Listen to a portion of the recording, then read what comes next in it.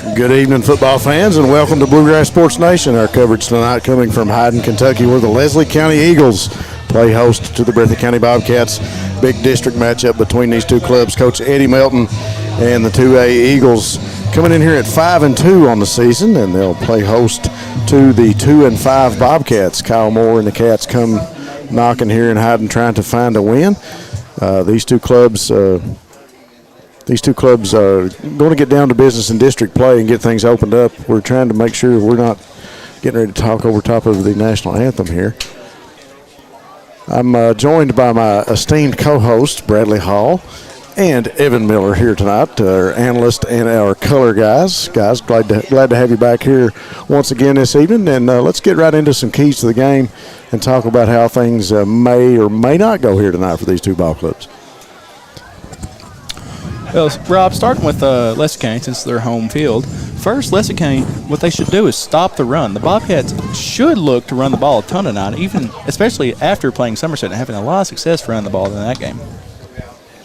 Yeah, I think you hit on a good one there. The passing game for the Eagles and their quarterback, Landry Collett, is going to be two more of the keys that are important for Leslie County going into this one as we move over to the Breathitt Bobcats to talk about some keys here for them. Brad, what do you look for going forward with the Bobcats, and what's Coach Moore need to do here for this team to pull out a W tonight? I think one of the things that they need to do is to manage the clock, do well running the ball, win on the line of scrimmage, and keep the ball out of Leslie County's hands, knowing that they have a high-powered passing offense, as well as limiting turnovers, since that has been a problem the past couple weeks. Yeah, if I may cut in too, this could be a very big statement game for the Breathitt County secondary.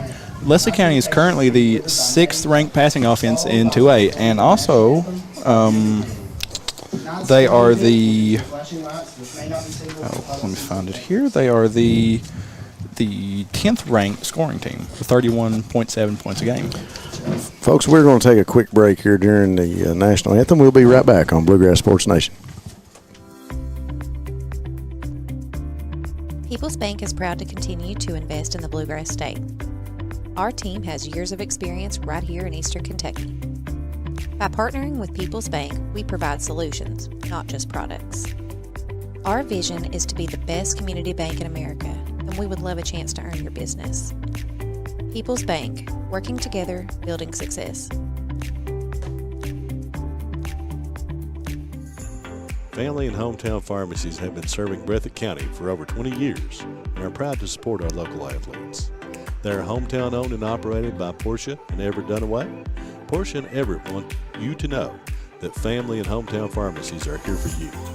Now offering 2 ways to fill your prescriptions. Use the Refill Quick app on your smartphone or give them a call at 666-5519 or 666-5500. At HCTC, we've got you covered.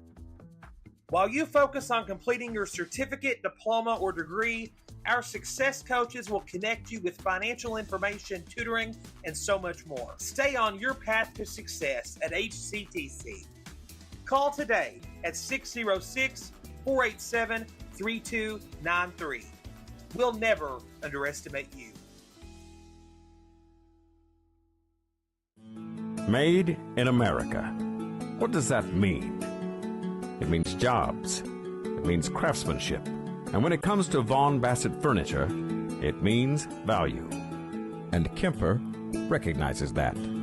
That's why they've dedicated an entire gallery to Vaughn Bassett.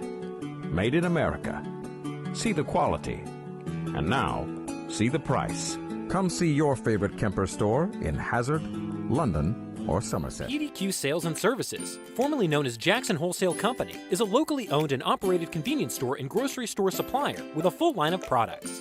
They have ice cream, groceries, meat, dairy, candy, and more. They even have janitorial supplies, including Tactical Strike disinfectant.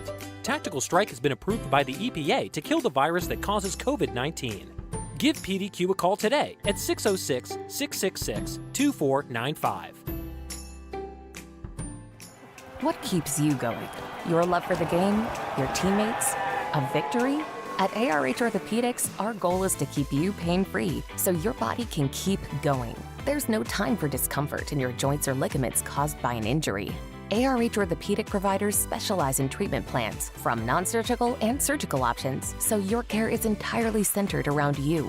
Visit arh.org/ortho to find an orthopedic provider near you. ARH, more for Appalachia. Variety Pizza, located at 1189 Main Street in Jackson, has been family owned and operated for over 45 years, serving the community with fresh, homemade, and handcrafted pizzas, sandwiches, salads, and more. Carry out or stay and enjoy the newly renovated dining areas with private party spaces available. Stop by and see Lee and Al or call 666-5454 for Variety Pizza. Since 1962, Citizens Bank and Trust of Jackson has been proud to serve the community. They care about the people of Breathitt County and are the only locally owned bank in the community.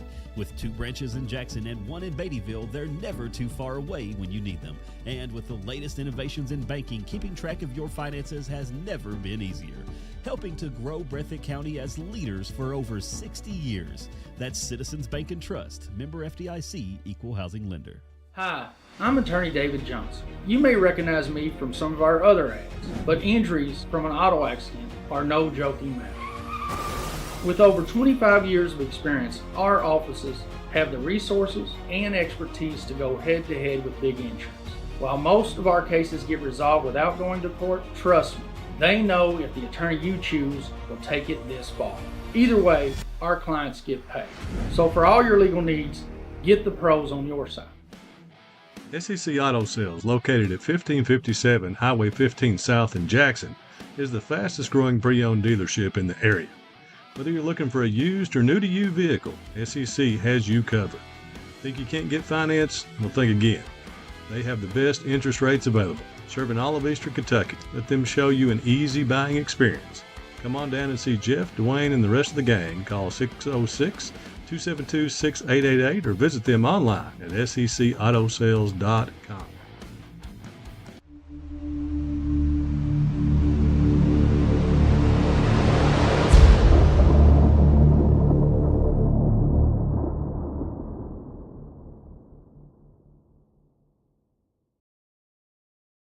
All right, folks, we are back here from Hyden, Bluegrass Sports Nation, bringing you the Eagles and the Bobcats here in a big district matchup. The team captains meeting out at the 50-yard line, just doing the coin toss. Very limited line of sight here in the press box. We are all crammed in here tightly tonight, and we are getting ready for kickoff. We got about 2 minutes before this one gets ready to go. We'll give you a little bit more pregame. Eagles coming in here with 5-2, Evan, and 2 losses, really close losses. So I mean, you look at you hate to do it, but we always do. You have to look on paper and you compare stats and you compare notes, and you look at the teams that Leslie's played. You look at the teams that Breathitt has played on their schedule. They a close loss first game of the year, 22-19. Another loss, 21-20 against Clay County. For pretty much the rest of the season, and I know by listening here early tonight, they mentioned one of the seniors. His favorite moment was a comeback win against Floyd Central, but the comeback win was a 41-26 victory. So we talked a little bit about their offense and what's going to make their offense click here for the Eagles. So it was plain and simple. What's going to make their offense click is Landry Coley. I mean, guy can get it done passing. He can also rushing as well, as he is the team's leading rusher. Leading rusher, a young man back at the quarterback position. Also the leading scorer for the team. I think the young man that was coming in as second on the scoring total was their second leading receiver, I believe. He was also on the scoring totals. And that is Ryland Simpson. So we look forward to being calling his name here some tonight. They do rush the ball a little bit. Leslie County will run the ball. Like we said, call it with the leading rusher, but you'll also see Sizemore, Caldwell, and Tanner Estep, another name that we recognize as Bobcat and Eagle. And Rob, very impressive. Rivalries. The Leslie County Eagles lost one of their standout wide receivers, Noah Kilburn, in the third game of the year on Achilles injury. And before that, he had 109 yards and was averaging 13.6 carries, and they seem to be doing fine without him. So it's pretty impressive how these receivers have stepped up with one of their main guys out. Well, let's see what Breathitt does. I mean, we've talked a lot about the stable of running backs that this team has. As you see the kickoff team coming out on the field, so the Eagles will be receiving the ball here to start the game. When we talk about the stable of running backs, Brad, that Breathitt has, and Coach Moore has a big toolbox offensively. Yeah, they sure do. They have guys like Braden Barnett, Jaden Gibson, Eli Thomas, and occasionally John Carter Holland that can all be very dangerous with the ball in their hands, and I'm curious to see how well each of them perform tonight. Yeah, I'm excited to get this one going, folks. We got 12 minutes on the clock. We're getting ready to kick this one off here in the first quarter. Bobcats set to kick. We've got Preston Turner and Wyatt Spencer both lining up, showing they're going to kick. We'll see who puts the foot to it. And Preston will give it a pooch kick. It'll sail up in the air. Ball is loose on the ground. And we've got a host of players going in after the ball. We've got a flag on the field also. Got a big hit up there on that first level. Yeah. I didn't see where the ball ended up and who was even closest to it first. Looks like the one closest to it got wiped out on a hit from one of the Bobcats. So looks like the ball's going to be spotted right around the 44-yard line. And that'll bring up a People's Bank of Jackson first down for the Leslie County Eagles to start off the game. So no doubt the Eagles did come up with the ball there on the pooch kick by Turner. It was a high kick, and it fell just past the 50 over around the 45. So the Eagles will come out and get this offensive series started with 11:56 on the clock here in the first quarter. Looks like the flag was called on the Bobcats. It's been a necessary roughness call. I think, maybe a late hit. There was a whistle, and there was a pile of people, and there's still people trying to get to the ball. Maybe somebody got in there late. So early whistle against the Bobcats, unsportsmanlike conduct, will push the ball over into Bobcat territory. So great field position for the Eagles to start out. See if they capitalize on this drive, Rob. So ball on the 41-yard line over in Bobcat territory on the left hash. Empty backfield.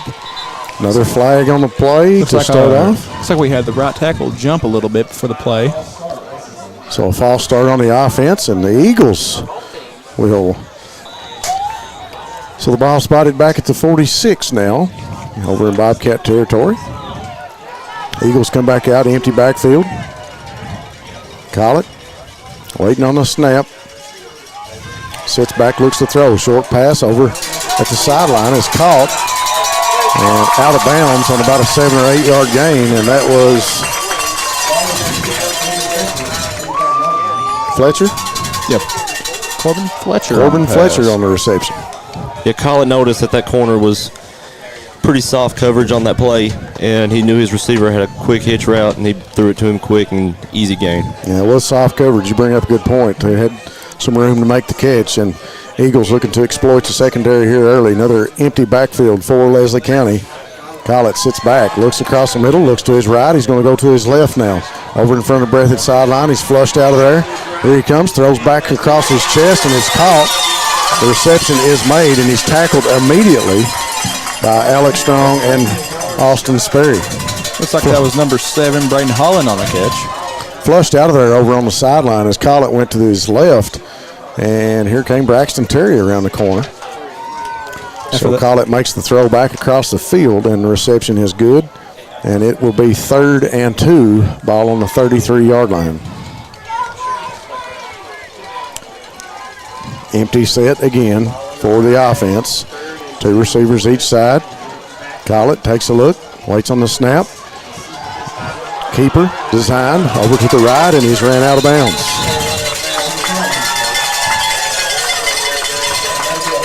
That'll bring up People's Bank of Jackson first down for the Eagles. So the Eagles pick up the first down and move the sticks. Ball up to the, says 30-yard line. I thought he might have got just past it, but they'll spot it at the 30 to be 1st and 10 for Leslie County. Eagles taking advantage of the Bobcats biting on that pass and calling up a draw play on 3rd and short.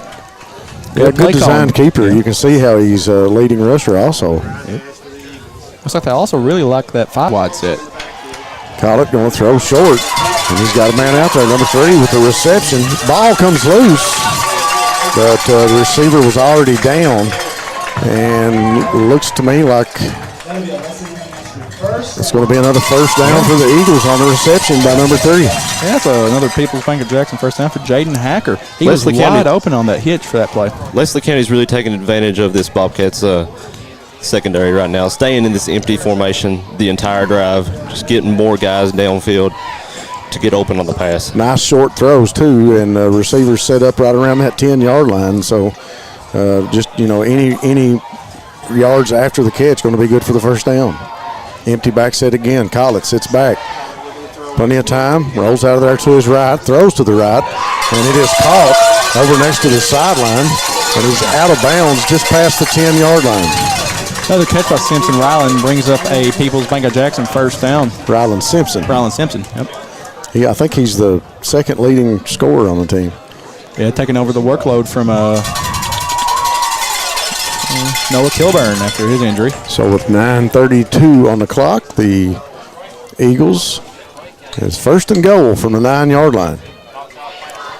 Eagles offense looking dominant so far this first drive. Let's see if the Bobcats can make a goal line stand right now. This is interesting. Wow, Collett comes out wide on the same side. 5 receivers on the left. 4 of those are stacked, and we got a timeout by the Bobcats, and we'll take it with them here on Bluegrass Sports Nation. We'll be back after this message. What keeps you going? Your love for the game? Your teammates? A victory? At ARH Orthopedics, our goal is to keep you pain-free so your body can keep going. There's no time for discomfort in your joints or ligaments caused by an injury. ARH Orthopedic providers specialize in treatment plans, from non-surgical and surgical options, so your care is entirely centered around you. Visit arh.org/ortho to find an orthopedic provider near you. ARH, more for Appalachia. Jackson Electric and Plumbing Supply in Jackson, Kentucky is proud to serve Breathitt, Lee, Wolf, Morgan, Owsley, Perry, and Madison counties. Established in 1982 with over 40 years of service to those communities, Jackson Electric and Plumbing Supply can not only meet your electric and plumbing needs, but also heating and cooling, concrete and metal septic tanks, as well as your special orders. Call Scott and the gang today at 606-666-4052. I lied last week when I said I was going to. All right, folks, we are back. 9:15 on the clock, and the Eagles come out from the timeout with a exceptional offensive set, Bradley, as they had 5 wide to the left, and 4 of those were stacked. An empty backfield right now for Collett. Yeah, the Bobcats probably wasn't prepared for that and called a quick timeout. Didn't want to get taken advantage of it this early. Collett sitting back. He can run it or throw it. Barnett chasing him now. Collett comes back across the field, throws toward the end zone, and he's got a man open in the corner. That's a pharmacy touchdown for the Leslie County Eagles. Landry Collett showing his mobility on that play, scrambling all over the offensive backfield, just a throw one in for a touchdown. Great play by the Eagles on that one. So with 9:04 on the clock, the Eagles strike first. Collett all over the field, very agile, versatile young man. Barnett keeping him contained, keeping him from coming out of there, going at the end zone. He just comes back to his right shoulder, looks over in the corner, and dumps it over into the end zone. 6 points for the Eagles. You know, the longer Leslie County is able to keep these plays alive, the more time these receivers are going to have to get open and break open on the balls. Very good point. And it makes it that much easier to make these completions. Very good point, Brad, and it gives him more time to run around in the backfield and get out of there, too. So that'll make the score 7-0, 9:04 on the clock. We'll take a quick commercial break, and we'll be back after this message on Bluegrass Sports Nation. Family and hometown pharmacies have been serving Breathitt County for over 20 years and are proud to support our local athletes. They are hometown owned and operated by Portia and Everett Dunaway. Portia and Everett want you to know that family and hometown pharmacies are here for you.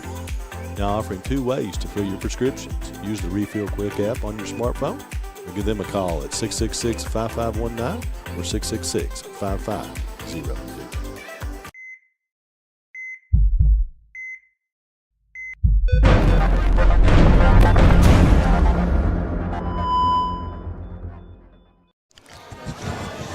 All right, folks, we are back from Hyden, 9:04 on the clock. The Eagles of Leslie County playing host to the Bobcats, and they strike first, 7-0 on the scoreboard. Leslie County over Breathitt. Guys, what do you do in that defensive set? Were the Bobcats not prepared for the 5 wide when they came out on the left and called the timeout? I'm sure no one will be ready for that. That's a very surprising formation to see, especially when you've been working on maybe an empty set or a single back set all week, just to see that, and you're like, whoa. You saw it on Madden, right? Oh, yeah, definitely. It's like an air raid offense from Texas Tech. From what I saw, it's hard for anybody to stay in coverage for that long as a former DB. So I believe that the Bobcat pass rush has to step up, get some pressure quicker on call it. So here's the kick from the Eagles. The kicker will kick it over to the right sideline. Going to be handled by Adam Spencer. Spencer out around the 40, almost up to the 40. Drove back, and he is down around the 33, 34-yard line. And after that short return, would you even call that a return? No. It brings up a Peoples Bank of Jackson first down for the Bobcats. Once again, let's hit on one of our key points from earlier. The Bobcats need to get a good rushing game going. Yeah, they need to get the running game going early, control the clock. At this point, you got plenty of time in this game, but you want to come out and establish what you're good at. We'll see what Holland does first, and we'll give to Gibson in the backfield. 2 Leslie County defenders there to make the stop. A lot of talking going on after the play. We expected that between these two. The district rivalry, these teams have played against each other for years now. I know Brad played against them a ton. I played against them a ton. Emotions fly high in games like these, especially when it decides a home playoff game. 2nd and 7, ball on the 38-yard line now, left hash for Holland. Quick screen over to Sperry. He's got to make some man miss, gets the first down and more, and he's ran out of bounds over in Eagle territory past the 50. So a big first down will move the sticks for the Bobcats. That brings up a Peoples Bank of Jackson first down for the Bobcats after Austin Sperry's pretty impressive little dump pass catching for a great amount of yards. It's a great block by that outside receiver, allowed Austin to get past him. So that'll move the ball up to the 46-yard line in Leslie County territory. And the Bobcats will go back to work from the right hash. Holland, 2 backs to his right. 2 receivers here in front of us. Give inside to Thomas. Thomas got around one man, and he's going to get up to about the 39, maybe the 40-yard line. I guess they're going to move it up to the 38. A good spot. Good run by Thomas. We didn't get to touch much on it in the pregame where we were rushed by the national anthem, but watching a little tape this week, Leslie's in between the tackles a little weak, so the Bobcats should look to hit right up the middle a few times and break off some big runs like they just did with Thomas. 7:40 on the clock now. Bobcats go back to work. 2 receivers to the far side of the field. Combs here in front of us, a single receiver. 3 receivers to the far side of the field, my bad. Give to Gibson inside. Gibson driving forward for yards. And that'll bring up a Peoples Bank of Jackson first down for the Bobcats as Jaden Gibson drives forward for first down. It's your turn to do it this week. Now, next week, it's Brad's turn. Oh, boy. We know you're talking about us and thinking about us out there, Ethan. Yeah, we love you, man. So Jaden with another good carry, 7:15 on the clock. First down for the Cats as they continue to work deeper into Leslie County Eagle territory. Holland back to work now. 2 receivers far side of the field. Turns, and the play action passes. He runs out of there and picks up some positive yards, but Holland had to bring it out of there. Made the fake inside, turned to make the little play action pass, and good coverage by the defense, but Holland able to get some positive yards to bring up 2nd and about maybe 5. A great pull and run by the freshman. I mean, this shows how experienced he is even at his young age. Yes, a good decision. Good decision. 2nd and 4 for the Bobcats. Ball up to the 27-yard line. Holland gives to Thomas. Thomas makes one miss. He's got some room around the corner, and he's still on his feet in bounds, and his number of defenders finally bring him down. But after he picks up the first down. That'll bring up a Peoples Bank of Jackson first down for Eli Thomas on a great run. He was almost put a few defenders on skates there. Looked like he was headed out of bounds, and he stepped back, made a step back into the grass, if you will, and he met a number of defenders, but a big first down for Thomas. Took a lot of contact, too. Got to love the running back who loves contact. Bobcats showing success early on the run, like we've been saying. Two receivers, I think, to the left. Yep. One to the far side of the field, give in the backfield. That is Barnett. Barnett with one defender on him. So Braden Barnett will get it up to around the 15, maybe the 14-yard line. Yeah, that's like a good little 5-yard gain by Barnett. You got to wonder, since they're putting in Barnett for a few running plays, are they looking to pound it a little bit? Maybe shove it down Leslie County's throats for a touchdown? 2nd and 6. We'll see what they go with as Gibson goes to the sideline. Thomas comes back to Holland's left.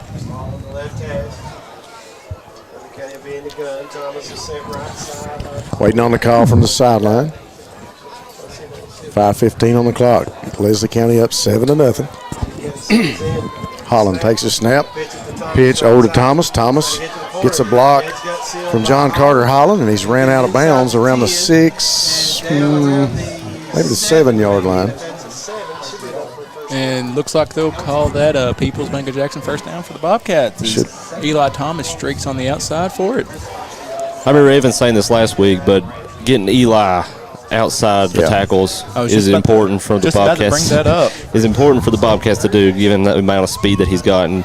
Now he's broke 2 back-to-back runs off on the outsides. If he gets a block, man, he can get out of there quick. It's 3rd and 1, so 3rd and short. Not 1st and goal yet. Ball is on the 9-yard line. It looks like the 8 to me, but we'll say it's 9. So what's on the scoreboard? Holland going to give. That's Thomas with it. Thomas with some room to run over towards the corner. Looks like a Peoples Bank of Jackson first down and a Family Pharmacy touchdown for Eli Thomas on the play. With 4:27 on the clock, Thomas will punch it in for the Bobcats. So it'll make it 7-6, 4:27 on the clock. And Braxton Terry will come on to attempt the extra point. Guys, this could be a shootout between these two ball clubs if the offense keeps clicking the way it is for both teams. It could be, Rob, but I see the Bobcats more taking the ball like this run game we've seen throughout this drive and keeping it that way and killing the clock like we talked about in pregame and Brad mentioned earlier. Time of possession brought up by Mr. Bradley Hall. Kick is up by Braxton and waiting on the signal, and it's good. So that'll make a tie ball game, 7-7 with 4:27 on the clock. We'll take a quick break on Bluegrass Sports Nation, and we'll be right back. Just up the road in Erlanger, Kentucky's own playing card company produces more than 5 billion cards a year. We know because we're Kentucky's insurance company, insuring all sorts of property damage involving your auto and home, but not your house of cards. Kentucky Farm Bureau Insurance, big on commitment. At HCTC, we've got you covered. While you focus on completing your certificate, diploma, or degree, our success coaches will connect you with financial information, tutoring, and so much more. Stay on your path to success at HCTC. Call today at 606-487-3293. We'll never underestimate you. Special thanks to all those sponsors that you heard about during the commercial break. We are back. Hyden, Kentucky got a tie ball game, 7-7 with 4:27. Terry puts a boot to it for the kickoff after the score. It's going to be fielded around the 12 or 13-yard line, and I think that's Rylan Simpson. Is it Simpkins or Simpson? Simpson, Rob. Simpson on the return. One more correction on you. That was actually Preston Turner that kicked was that it Preston? kickoff. Okay, It was. my bad. Yeah. Looks like we had something happen after the play, a little laundry. Yeah. Looks like maybe a Leslie County player and a Breathitt player got a little tussle after the whistle was blown. A little football after the play. Well, you guys alluded to that, and there's always some emotions and some things being said on the field, and that's just part of it in a game, especially in a rivalry game. High school sports, you get a lot of that, and it goes against Leslie County. It'll bring up a Peoples Bank of Jackson first down for their second drive of the game, all the way backed up in their territory. Looks like they're on the 18-yard line. Yep. Yeah. No, that's on the... No, it's on the 13-yard line. Yep, 13-yard line. So 1st and 10 for the Eagles, deep in their own territory. Great opportunity for the Bobcats right now to pin them back in their territory and maybe get a turnover or force a punt. Bradley Hall on defense. This is where you turn it up a notch. You've got their backs to the end zone. Yeah, you sure do. Let's see what Bobcats can do here. Short throw towards the sideline, and it's going to be out of bounds, incomplete, I believe. Great pressure by the Bobcats. It looks like number 68, Waylon Abner, almost had a free running lane towards Collett. Well, we got some big guys up front. So you want to see them get some pressure on the quarterback. Collett, he can be successful when he's flushed out of the pocket. He's got a lot of rushing yards, and you want to see, not only do you want to see those big guys up front be able to flush him out of the pocket, but also let's be able to contain at those bandit and rover positions on defense. Yeah, Collett's been able to get loose a couple times. Let's see how well they can contain him. Collett now with one back in the backfield. He'll roll to his left. He's looking, and he throws it, but I believe he's out of bounds on the reception. I thought he was going to tuck it there for a minute. They called a catch. Called the catch. Okay, so he's in bounds. Be second in inches for the Eagles. And short. Ball up to the. It looks like it's going to be a People's Bank of Jackson first down for the Eagles. So it will be a first down for the Eagles. It'll move the chains. Wesley County's proved that they've been able to pass the ball, and they're showing no signs of stopping it until the Bobcats are able to defend it. Ball spotted on the 23-yard line. Eagles from the left hash.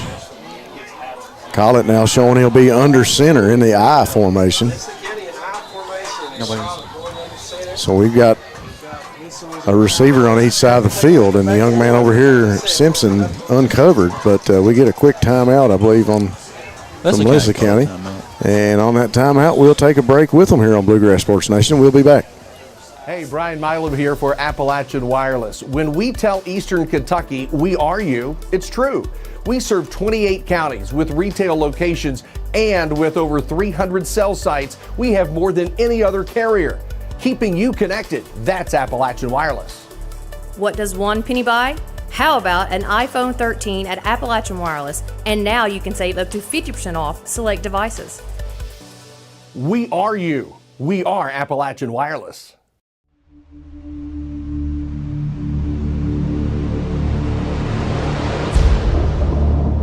Yep. Go. All right, folks, we are back. The Eagles go back to work. Collett in the I formation.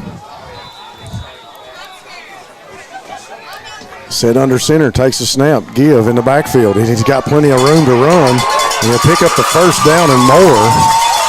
Number 24. A People's Bank of Jackson first down for number 24, Tanner Sizemore. So Sizemore on the carry with 3:57 on the clock. So we see the Eagles go from a empty backfield passing team in that first offensive set. They come out and show us the I formation, and Sizemore on the carry, a big first down. I want to say that was about the. Go ahead. I want to say it was the second time that they've ran the ball this game. Let's see if they can start a trend here or not. It's like they're staying in the I formation, so you could be possibly right, Brad. Call it. Try to freeze. Back to the I, tried to make the defense jump, and nothing happening there. And this time, Sawyer Hall with a huge tackle, and Waylon Abner getting pumped up in there too. Big tackle by your kinfolk, Brad. Yeah, you don't want to mess with him. That's for sure. So that time, Sizemore on the carry, gets nowhere. So to be second and long, tackle behind the line of scrimmage, 2nd and 11 for the Eagles. Good stop for the Bobcats on that play. Ball on the kills the momentum of the run. Looks like the Eagles are staying in the I, though. 36-yard line on the left hash. Collett goes back under center. He takes a snap, sits back, quick throw. Ball is tipped, and so to go incomplete, covered up by the Eagles. Great play by Breathitt. So another good defensive play by those interior linemen. Not sure who got a hand on it. Might have been Abner or Hall. Or Terry. Looks like Jason Tolson might be back there too, so he could have blitzed, got a hand up in there. Just a great way to crowd the quarterback in a early down. Good time for a defensive lineman to say, "Hey, I'm here." Yeah. One thing about passing under center, you got to get a good drawback, or else you're going to be in close quarters with those people up front, and that's easy to. It's easy for players to be able to bat the ball down in those type of situations. Collett. Now back in the spread, single back to his right, 2 receivers to the right. He'll sit back and look. Trying to contain him out of there. Comes Terry. He gets away and he's chased. Still on his feet. Makes the throw across the middle of the field, but it's incomplete. So Terry and Abner both chasing Collett. towards the sideline, out of our vantage point, but he makes the throw back across the middle of the field. He's shown us that a couple times, guys. Not only is he mobile and able to get away, but he's not afraid to make that throw across his chest and across the field. Yeah, I mean, excellent on his feet. Kind of reminds you of Lamar Jackson a few weeks ago. He stiff-armed a defensive lineman and threw a touchdown. So the Eagles back in punt formation now, 2:34 on the clock. Going to take some minutes or seconds off the clock. We got a flag on the play. Punt is up, and it'll fall right at the 40, or the 40-yard line. But we've got some laundry back here, right where the kick was made from. Yeah, looks like it'd be some good starting field position for the Bobcats on their second drive of the game. Just depends on where the flag puts them. 2:26 on the clock. Let's see what the penalty is. A hold on Leslie County. So the hold against the Eagles, and they will get to kick it again, I believe, won't they? Believe so. I think so, yeah. They're going to line back up, and they'll punt, get another chance to punt it on the penalty. Yeah, puts them at a 4th and 21. And 2:26 here in the first quarter. Tie ball game 7-7. Big district matchup between the Eagles and the Bobcats here on Bluegrass Sports Nation. It's a good stop for the Bobcats. Get the ball back. Could be in great position after this punt. Here's the snap. Kicker puts a boot to it, almost blocked. Good punt. It's going to be fielded back at the 45, and he's tackled immediately at the 46. So good job by Adam Spencer to make the catch and pick up 1 yard, maybe 2 on the reception. Had some defenders coming hard, but he was able to make a clean catch on the ball, and maybe they're going to pick up a yard. They're going to give him to the 46-yard line. That was a great effort by the little guy. I mean, he was absolutely crowded. Had some by defenders coming, yeah. There's 3 of them. County defenders screaming at him. I mean, one came at him so hard he had to drop down to a knee and catch his breath after. 2:18 on the clock. Bobcats. After that punt, it brings up a Peoples-Banger-Jackson first down. But there's some confusion on the field for the play. Give in the backfield to Thomas. Makes one defender miss, gets a little positive yards, and he'll be brought down around the 48-yard line. Thomas with another good carry, 2:08 on the clock. Going to bring up second and about, we'll say, 2nd and 8 for the Bobcats. Looks like the Bobcats may have been listening to us a little bit on this live stream. They're starting to run the ball a little bit more. I know we've kind of asked that a few times. We got a good stable of running backs. Yeah, I mean, it's a great selection between 3 possible backs, 4 if you count John Carter Holland. I mean, Yeah. Holland? Yeah. Gets set. Give to Thomas. Thomas brings it out of there. Didn't like the alley he had.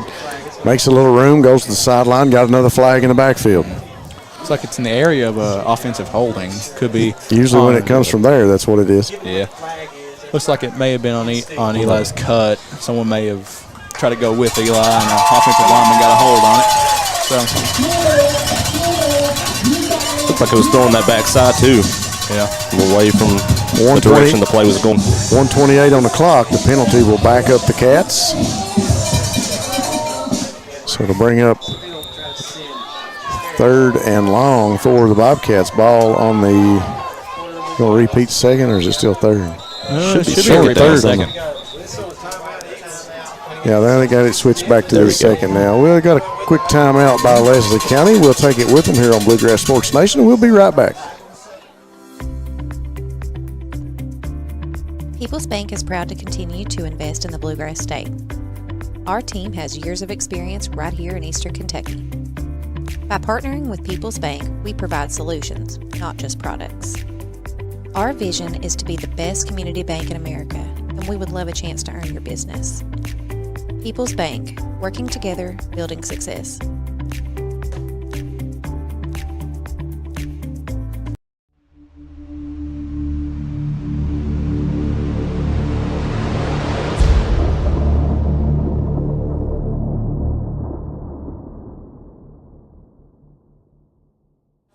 We are back to the action here from Hyden. Tie ball game between the Eagles and the Bobcats. 7-7 with 1:20 on the clock here in the first quarter. Bobcats faced with a 2nd and 18 after the penalty. So the offense comes back on the field. 2 receivers to the right, 1 to the left. Two backs, 1 each side to Holland. Takes the snap, sits back, good protection. He'll roll out of there to his right, looking down the field. Going to tuck it and come out of there with it. He'll slide down just past the initial line of scrimmage, pick up some positive yards. They'll bring up 3rd and probably about 8 or 9. Let's see what they call him. 3rd and 10. Great play from Hollins to turn a play that could have been nothing into something. Puts them back in a 3rd and long, but a 3rd and a lot more manageable than 3rd and 17 or what they had before this play. Bobcats also had max protection on that play, blocking 2 running backs, allowing for Miles to have as much time as possible to throw the ball. Good defensive coverage by the Eagles as Miles couldn't find an open receiver, and he brings it out of there on 3rd and 10. Less than 40 seconds on the clock now for the Cats. 2 receivers this side. Holland sits back. He's got Terry across the middle, but he's going to go long. He's got Sperry down there. Sperry makes the catch. He makes the catch inbounds, and he'll go out. Great catch by Austin Sperry, and it brings up a People's Bank of Jackson first down for Sperry. So the ball all the way down to the 16-yard line where he goes out of bounds. So a huge pitch and catch for Holland and Sperry with 30 seconds on the clock. Bobcats knocking on the door into the red zone with that play. Sperry caught that ball in double coverage, too. He had safety help over top, too, as well as the corner. Great ball placement and great catch from the quarterback and wide receiver.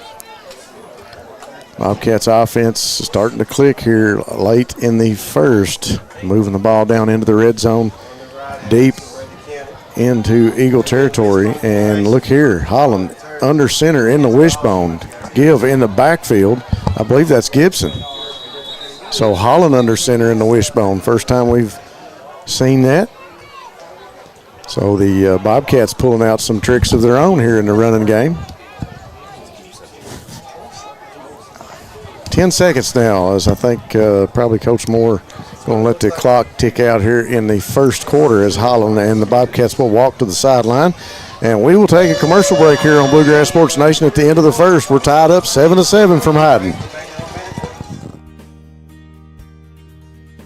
Jackson Physical Therapy is your locally owned and operated physical therapy clinic, serving Jackson and the surrounding areas. Owned by Colby Watts, Jackson Physical Therapy has a talented and experienced staff ready to meet all your physical therapy needs. Jackson Physical Therapy is a proud supporter of our local youth and sports teams. Call JPT at 666-9293 to schedule your appointment today and let us improve your quality of life. SEC Auto Sales, located at 1557 Highway 15 South in Jackson, is the fastest growing pre-owned dealership in the area. Whether you're looking for a used or new-to-you vehicle, SEC has you covered. Think you can't get finance? Well, think again. They have the best interest rates available, serving all of Eastern Kentucky. Let them show you an easy buying experience. Come on down and see Jeff, Dwayne, and the rest of the gang. Call 606-272-6888 or visit them online at secautosales.com.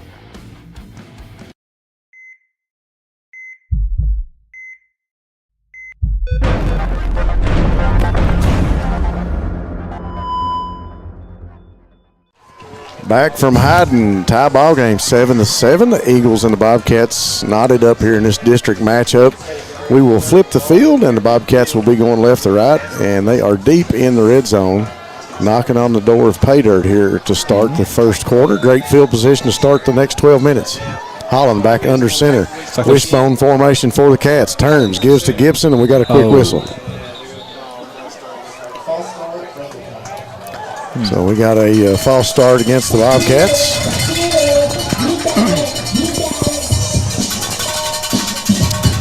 So that'll walk the Cats back to the, let's try to see where they got it spotted at, 22. Is that right? Yeah. Yep, 22? No, 17. More, yeah. Or 17, 16. Yeah, my bad. Area. My bad. We're having a little trouble. I'm still going that direction. Yeah. I just looked at the scoreboard. Good job, all. Good job. Yeah. Holland back in the shotgun now. Give to Thomas. Thomas gets past one defender. Picks up maybe 2 or 3 yards on the carry after the initial tackle was attempted. Thomas able to get by that first defender. Yeah, so he'll bring up a 3rd and medium for the Bobcats. Put them around the 13, 14-yard line. Back to the original line of scrimmage, I believe, at around the 13. 11:34 on the clock now here in the second. Let the Bobcats have gone to a single back set. 2 receivers each side. Holland tries to draw off the defense, and we got a whistle. Line judge going to come over and talk to the white hat. And it is. Encroachment on the defense. Looks like he'll put the Bobcats in 3rd and 1. And looks like Jason Tolson's jogging back on the field. Looks like we may go back to the bone, Rob. Got Barnett in there too. 11:22 on the clock. Ball on the 8-yard line with the penalty. 3rd down and 1 for the Cats. As they try to convert on this short 3rd and 1. Cats come out of the huddle, showing the wishbone again. Holland under center. He'll turn to his right, give to Gibson. Gibson tackled immediately by a Leslie County defender, number 7. Great job by the Eagle defense blowing up that play. Coming in fast. Didn't even have time to get the ball off. Hardly. Braden Holland. Let's go back and look at that. The young man must have been coming on a blitz. Must have. Had to if he was going full speed. Yeah, he got in there quick. A lot of momentum. A good run and go. Must have decided to bring the house on that play, try to negate the bone. Looks like the Bobcats have gone back to their double back play. 4th and 4. Ball on the 11. 10:26 on the clock. Holland tries to draw the defense off again, and he doesn't. And the Bobcats will take a timeout here with 10:17 on the clock. Bluegrass Sports Nation will be right back after this message. Come see us at Jackson Medical Clinic Family Healthcare in Jackson for all your medical needs. Now also offering behavioral healthcare services. The clinic is open 7 days a week and will have new extended hours of operation. Ball game 7-7. Bobcats have marched it down the field. Ball game 7-7. Bobcats have marched it down the field thanks to a big pass play from Holland to Sperry, and it is 4th and 4. 4th and 4. Ball on the 11-yard line. Holland, one back to each side. Takes it, fakes inside, rolls out to the left. He's going to tuck it. He goes back in, and he picks up the first down.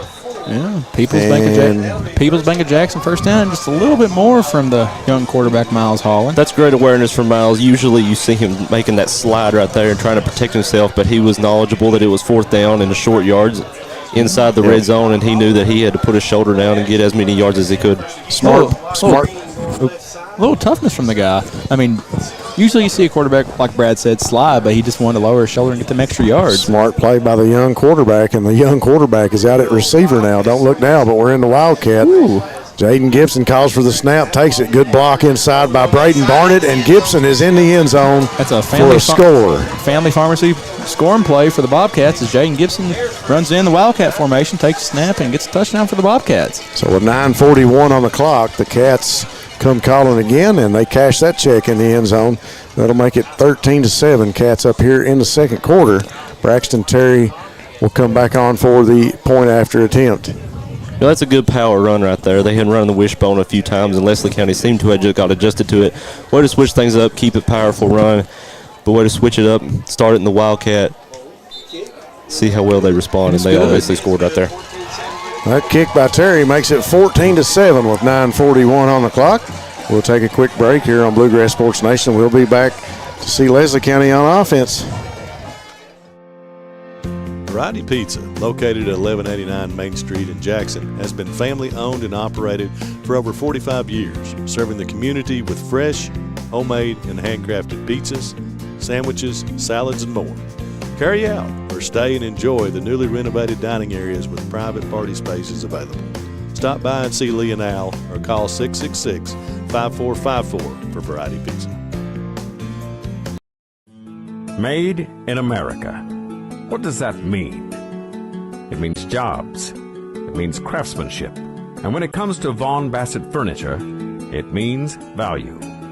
And Kemper recognizes that.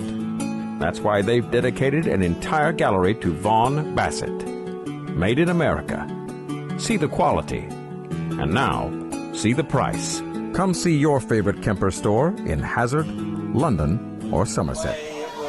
Preston Turner on the field for the kickoff, and Wyatt Spencer also out there showing that possible pooch kick, but Turner will line up and put the boot to it, and he does a good job at that, and it'll sail back to about the 20-yard line. Going to be handled by the Eagles, and the young man is up the middle of the field, up to about the 44-yard line, so a good return by the Eagles.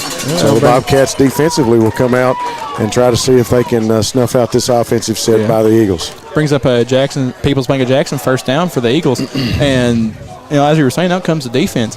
For those who don't know, Coach Justin Combs is back on the sideline calling some defensive plays for the Bobcats. It took a little hiatus, but he's back now. A good addition to the Bobcat staff over on the sideline. Good to have Coach Combs back, helping on the defensive side of things. And the Bobcats get set here as the Eagles and Collett with another empty backfield. 2 receivers each side. Collett sits back, throws short, going to be caught around the 50. Positive yards after the catch, up to about the 45, 46-yard line. Looks like they're in the Bobcat territory. Looks like they'll spot up. They're going to call a People's Bank of Jackson first down on the play as they signal to move the chains. Call it really, we were talking pregame that Leslie passes the ball a ton. You would expect him to go for more of the deep stuff, but Collett likes the shorter pass. Dump it off to his guys and let them get the yards for him. They've been very successful with those short passes like we talked about in the first quarter, short 9, 10-yard catches, bringing up some first downs. Empty backfield again. Pass over towards the sideline to Simpson, and a nice tackle made by Sperry. Ball came loose, but they'll say incomplete. So with 8:58 on the clock, nice defensive play made by the Bobcats. Great tackle Simpson. by Austin Sperry. He came up great and just looked like that receiver out. Looked like he made the catch, and looked like Sperry made a good tackle, but the ball will be incomplete. And it'll be sitting here at the 46-yard line at midfield with 8:58 on the clock. When you're not able to make a play on the ball in pass coverage, the next best thing you could do is make a big hit and knock it down. That's exactly what Austin Sperry did. Big hit on that last play. Once again, empty backfield for Collett. Sits back, flushed out of the pocket up to the middle of the field. Going to be tackled right around the 44-yard line by Waylon Abner. Try to run between Waylon Abner and Sawyer Hall, 2 guys that you definitely do not want to try to run through. If you can't get away from them with speed, then it's a wrong choice. Great play by the big guys, though. I mean, on some of the tape I've seen that Collett, when he takes the ball and scrambles, he likes to go right up the middle. So great play by those 2 big guys to stop the quarterback from getting a lot of yardage on that play. 8:24 on the clock. Empty backfield again for Collett and the Eagles. Puts a man in motion. Pitches inside. Another reverse back to Collett. Bobbles it. Going to make the throw as he's hit. And he's going to make the catch. So there's a flag on the play, though.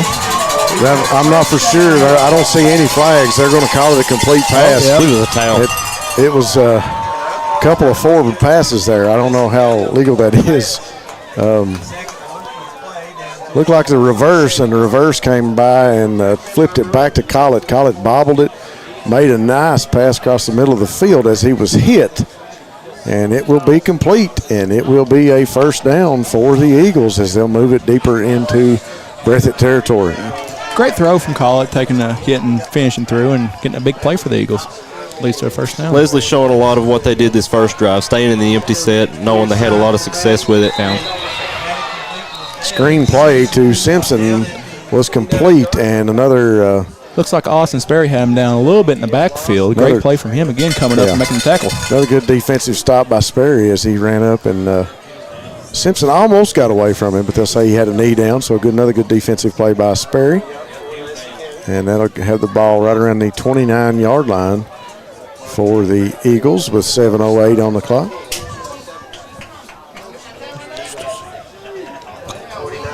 (14-7) is your score. Eagles go back to work, empty backfield.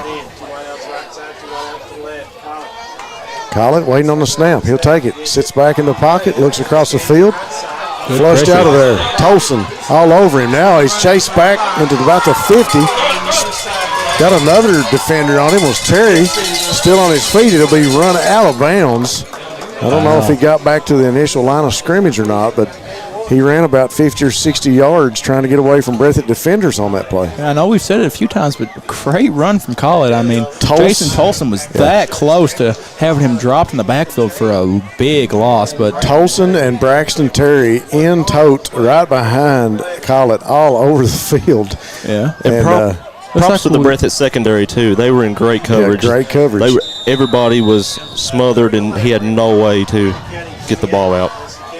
6:39 on the clock. Collett back out. Empty backfield. Two receivers each side of the field. Collett sits back, looks across the middle. Looks to throw short, and he does. The screenplay. Simpson gets past Terry. Simpson still on his feet. And Jackson Simpson is into the end zone. That's a Family Pharmacy scoring play from number 18, Ryland Simpson. So 6:28 on the clock. The Eagles put the ball back in the end zone on the screen play. That'll make it 14-13. The Eagles will come back out and attempt the extra point. The defensive linemen for the Bobcats try to play that screen very well. You've seen Sawyer Hall and I think Braxton Terry. They knew what it was. They dropped back, but it's just that Collett put enough air under it to get to his wide receiver, and it's a big play. You know, that's a good play design, too. Usually you see those screens designed for the halfback, but that one was designed for the wide receiver. That's not something you see a lot, and I think it threw him off a little bit. And a very good play.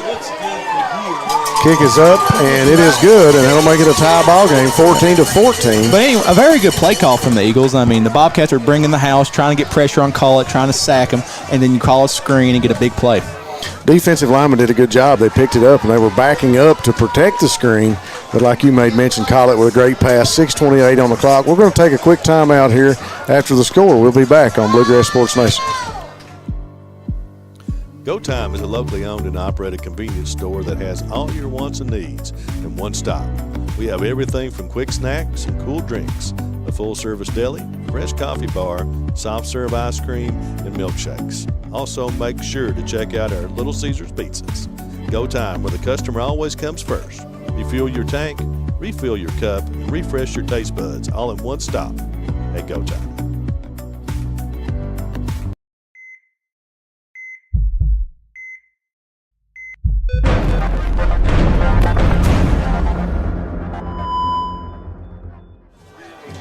.6:28 on the clock here in the second quarter before halftime. We are back on Bluegrass Sports Nation, coming to you from Hyden, Kentucky tonight. Leslie County hosting the Breathitt Bobcats. Got another tie score, 14-14. And we were tied most of the first quarter, and now here we are in the second quarter. Both of these ball clubs matching each other pretty equally here in the first half. Leslie County set to kick this one off. Rob, a good opportunity for the Bobcats. I mean, you got 6 minutes left on the clock. Obviously, you can take the ball, run it, score, kill that clock, and come back out after halftime and score again and go up 2 scores. Eagles set to kick this one off. Back deep, John Carter Holland and Eli Thomas for the Bobcats. Kick down the middle of the field over to the right side, handled by John Carter Holland with it around the 20-yard line. Up the middle of the field. Look out, Carter's got some room. He's at the 50 with one man to beat, still on his feet, and he is going to the end zone. 20, 15, 10, into the end zone for the score with 6:13 on the clock. Family Pharmacy scoring play on an electric touchdown or kickoff return by John Carter Holland. I mean, he could still be running right now through I was field. just sitting here thinking we hadn't called John Carter's name much tonight, and the young man says, "Hey, I'm back here." He got out of there quick. He found the middle of the field, had one man to beat. Looked like he was going to get tripped up around the 45, stayed on his feet, and he was gone. Found every blocker he could and just made a great run. Also did a really good job playing around with that kicker, beating him and going for the touchdown. Staying on his feet as well, too. This starts back from last year when he first started returning the ball on the kickoff team, and he had a lot of success, and it's obviously translated, and he's improved going into this year. kick is good from Braxton Terry. So that'll make your score 21-14 with 6:13 on the clock. Cats didn't waste any time on that one. And we'll take another quick commercial break here on Bluegrass Sports Nation. The Cats go up 21-14 here in the second quarter.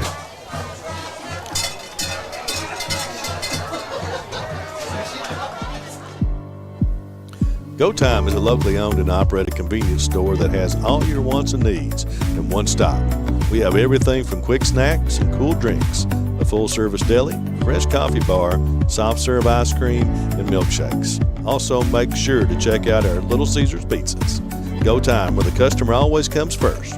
Refuel your tank, refill your cup, refresh your taste buds, all in one stop at Go Time. Hey, Brian Milam here for Appalachian Wireless. When we tell Eastern Kentucky we are you, it's true. We serve 28 counties with retail locations, and with over 300 cell sites, we have more than any other carrier. Keeping you connected, that's Appalachian Wireless. What does one penny buy? How about an iPhone 13 at Appalachian Wireless? And now you can save up to 50% off select devices. We are you. We are Appalachian Wireless. For the Bobcats, Preston Turner puts the boot to it.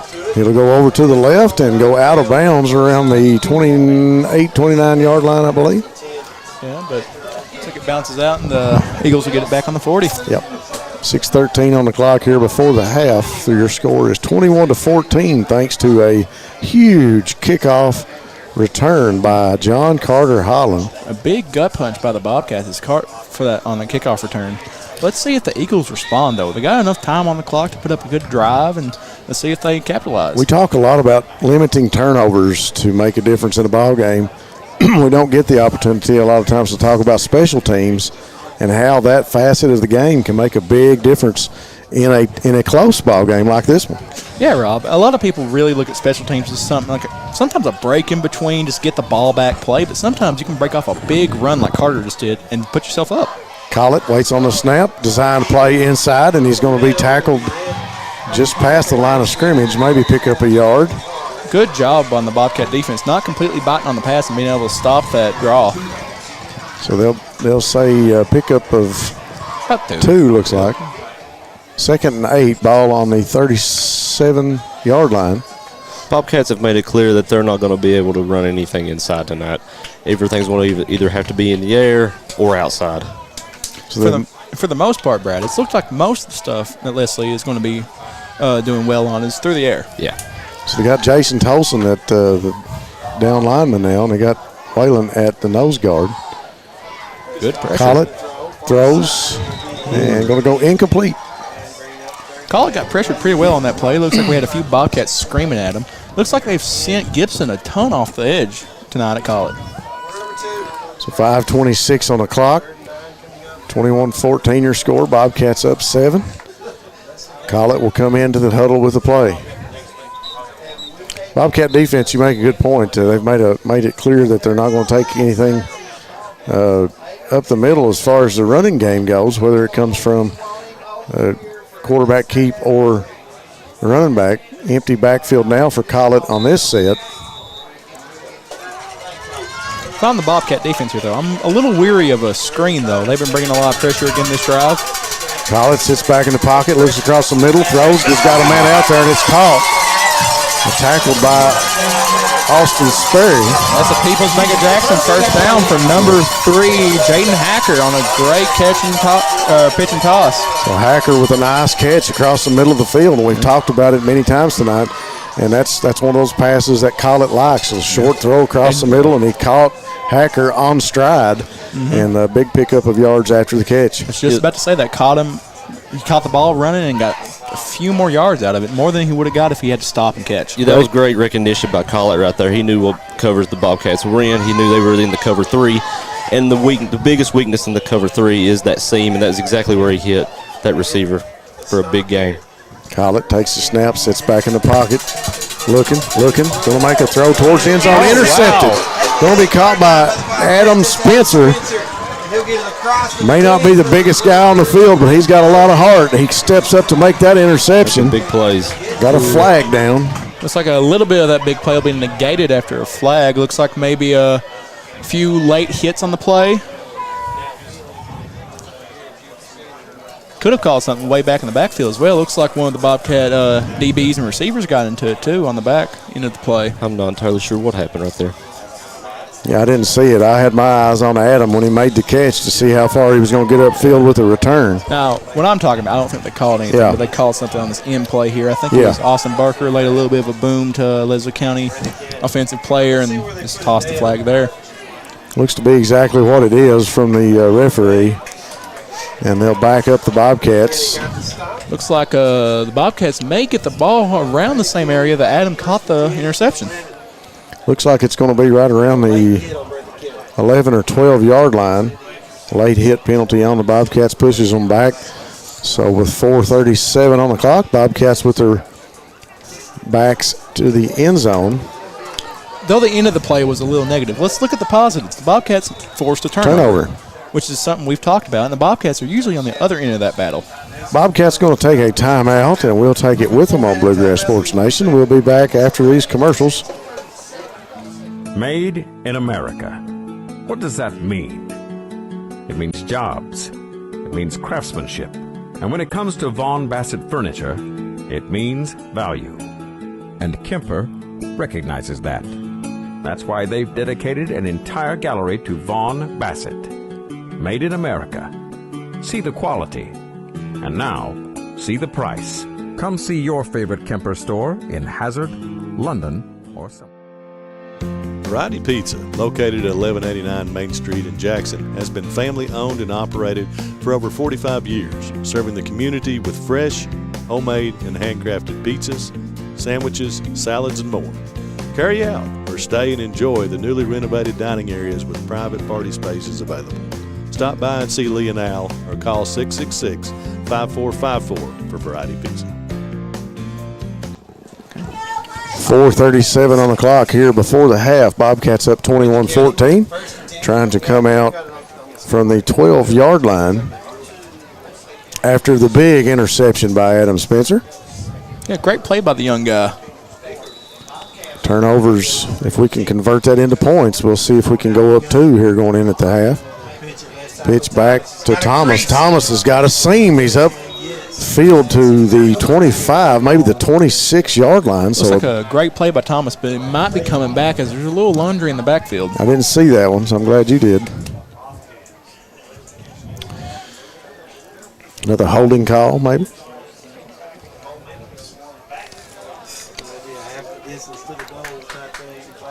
So the Bobcats again with some positive yards, and it's going to be negated with another penalty. So the Bobcats now with the ball back around the 6-yard line. 21-14 your score. Ball on the 6-yard line on the left hash. Well, the Bobcats gotten backed up even further, so it's looks like they're just going to hand the ball out. Holland sits back, going to come out of there with it. Tries to get past some defenders, and he's going to be tackled around the 10-yard line. So Holland brought it out of there. Was looking across the middle of the field. He couldn't find a receiver. Good on Holland, though, to pick up a few yards, get him back to the line, almost back to the line of scrimmage, and hang on to the ball. He was stood up there for a second. There's been a few times this year where the Bobcats have gotten stood up and they just had the ball punched out. So good on him just hanging on to the ball. So Holland looking over to the sideline for the play call. The offense trying to get set. 3:35 on the clock. Got to get in there and get going. No timeouts left for the Bobcats. Holland takes a snap. Give to Gibson inside. Gibson lowers his shoulder.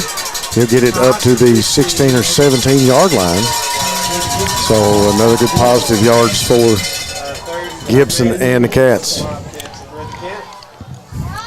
Though the Bobcats have had some negative plays this drive, one positive come out of it, they've killed nearly a minute clock. I mean, this is going to force the Leslie County offense to come back out, try to score quick to tie up before half. If the Bobcats don't get a first down here. This is a big down for Leslie County. Yeah. Our analyst, Bradley Hall, made that comment earlier about time of possession in this game, and so far the Bobcats managing the clock, and like you mentioned, eating over a minute off the clock right now here before the half. And it's still clicking down right now. Holland sits back, looks, plenty of time, going to throw short, got 13, that's Barker, all right? It's a People's Bank of Jackson first down by Austin Barker, and he got a little bit more on the play. Great catch by him, and good little run, too. Barker with a big first down for the Cats, 2:36 on the clock. That was a great route by Barker. Way to sit in the zone, sit there, be patient while he's open. Wide open. Yeah, Presents give Miles enough time to give him the ball. Presents another opportunity for the Bobcats to keep killing more clock. This has turned into a really great drive for them after a negative start. 2 receivers each side. One back to Holland's left is Gibson. He'll bring Thomas in the backfield and give to him. He's got a blocker out there, Colby Bird. Thomas gets by up to the 50, the 45, the 40. He's on the sideline, one man to beat. Thomas still on his feet and into the end zone. No laundry on the field, and the score is good for Eli Thomas on the big run. Family Pharmacy scoring play for Eli Thomas as he turns on the wheels at the end of that run. A great block by Colby Bird. Looks like Waylon Abner got a hold of someone too as he was on the ground. Just a great block, run, everything by the Bobcats. Thomas great play. Finds the sideline and finds another gear. Outruns the Eagles defenders with 2:03 on the clock. That'll make your score 27-14 as Terry comes back onto the field to attempt the extra point. Snap, hold, kick is up, and it's good. That'll make your score 28-14 with 2:03 on the clock before the half. We'll take another quick timeout break here with them on Bluegrass Sports Nation. Made in America. What does that mean? It means jobs. It means craftsmanship. And when it comes to Vaughn Bassett furniture, it means value. And Kemper recognizes that. That's why they've dedicated an entire gallery to Vaughn Bassett. Made in America. See the quality. And now, see the price. Come see your favorite Kemper store in Hazard, London, or Somerset.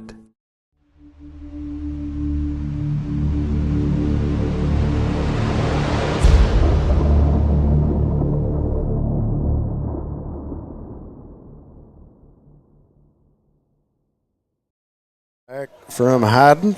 The big run from Eli Thomas makes it 28-14. Bobcats go up 2 scores, and Preston Turner will come back onto the field to kick this one off for the Cats.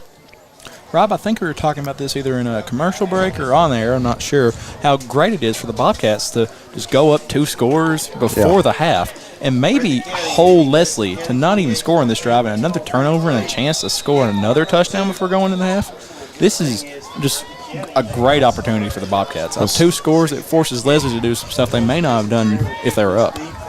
Kick by Turner will go out around the 29. A good, all good points that you made, and really the Bobcats with some negative yards from penalties have still been able to capitalize and do some things that they needed to do. And much thanks to John Carter Holland on the kickoff return for the score and a great run and the blocking that time by the offense. Eli Thomas into the end zone to put the Bobcats up 28-14 on the kickoff. It goes out of bounds, and the Eagles will come out and start out from the 35. Really interesting. First down. Not to cut you off, Robert. Really interesting. Looks like Jason Tolson's playing a down lineman right now. Yeah, they had him down there in that last defensive set. Collett going to roll to his left, being chased out of there. He's going to throw. He's got a man over there, but it's incomplete. Just a little out of bounds. Just a little too high on the pass to Jaden Hacker. Looks like he's thrown to Hacker a few times in the past few drives. But Collett is spreading out the ball well. Hacker made a good reception right before the interception down here on this end in that last offensive session.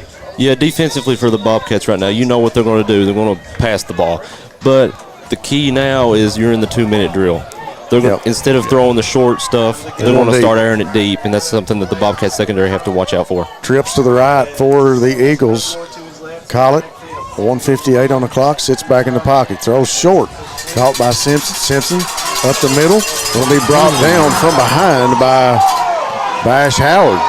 Took a People's Bank of Jackson first down, and looks like that tackle may have riled up some of the Breathitt County fans. Fans here wanted a horse collar. No call, no flag on the play. But a first down for the Eagles up to the 49-yard line. Looks like on the tackle he may have got him around the shoulders instead of on the collar. I said it. 1:36 on the clock. Eagles come back out, 2 receivers each side, 1 back to Collett. He rolls to the right, looking, throws, and going to go incomplete. Great Intended job for Simpson over there, and he had Sperry with him. Great job, Austin Sperry, getting up and swatting the ball away. Bobcat defense coming alive right now. They're getting some decent pressure, and the secondary seems to be playing well right now. Collett's looking a little rushed right now. As he's rolling out, he threw that ball a little high and allowed Austin to get a good hand on it. Now, since he's looking a little rushed, I would expect a screen to come up soon, though, if the Bobcats keep bringing some heavy pressure. You can see that. Trips to the left. Collett Especially after the success earlier. Takes the snap, looks right, rolls out down to the left, chased out there by Abner. Throws it, gets rid of it, almost intercepted. Pass intended for Simpson, but Sperry almost picks that one off. Right off his fingertips. I think if he had his feet set, that was a pick and maybe almost to the house maybe. Maybe the only person to make a play on him was Collett. Sperry saying this close. He almost had that one just off his fingertips with 1:19 on the clock. So the defense turning it up a notch here for the Bobcats. 28-14 your score. Eagles faced with a third and 10 from the 49-yard line. Trips to the right for Collett. He sits back in the pocket, waits on the snap, looks things over. Takes the snap, sits back in the pocket, looking deep across the middle of the field. He's got a man over there, and it's caught. He's out of bounds. He makes the catch before he goes out. And if the people think a first down on the passing catch from Landry Collett, Corbin Fletcher. Fletcher with a reception with 1:12 on the clock. That'll move the chains for the Eagles. That was a way to attack that soft coverage by the Bobcats. He had plenty of separation. He was wide open on the ball. Ball on the 35-yard line on the left hash. Eagles come back out, trips to the right. Collett with 1 back just to his left and 1 receiver to his left. Takes a snap, sits back, short screen, tipped. Tipped by Gibson, I believe. And it'll fall incomplete, courtesy of Jaden Gibson. Great tip by Gibson, but I think the play would have been blown up anyways. It looks like number 19, Bash Howard's coming down on the receiver as well. Read it well, as Brad just said. 1:09 on the clock, 28-14 your score. 2nd and 10 you called that screen for earlier. the Eagles. I did.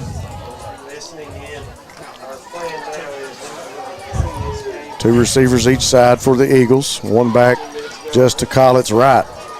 Collett waiting on the snap in the gun. He sits back.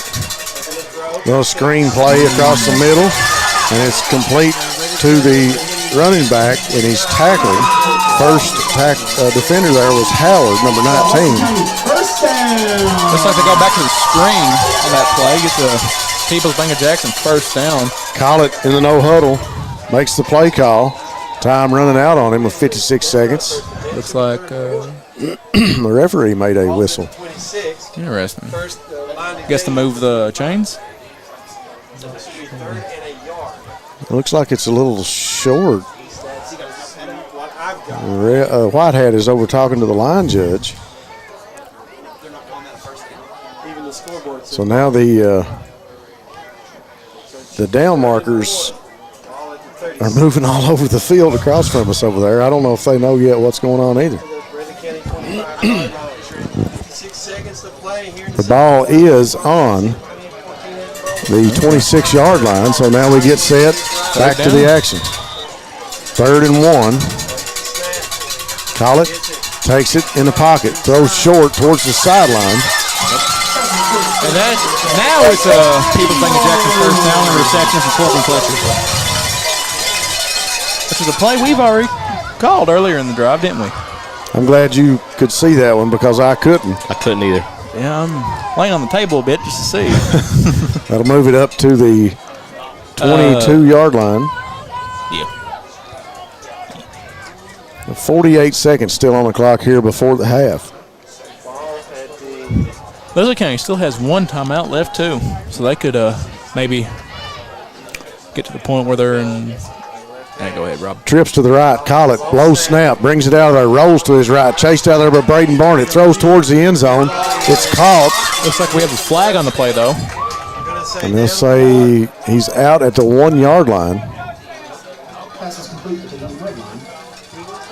Still got a player down on the sideline also. Another flag comes in late.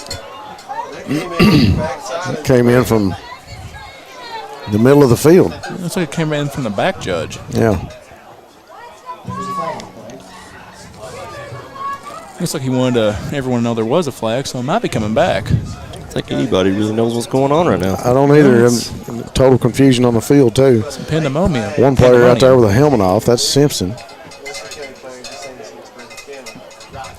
Looks like he may have got his helmet ripped off. He'll have to come off for at least one play. One of the shortest penalties you've ever seen as far as yardage. So Bobcats have pulled all their troops over to the sideline to talk things over. 40 seconds on the clock. And with both line judges talking to each other, let's see what the call is from the white hat.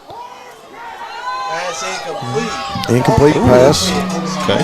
Holding. Interesting. So it'll be a first down. Defensive holding call.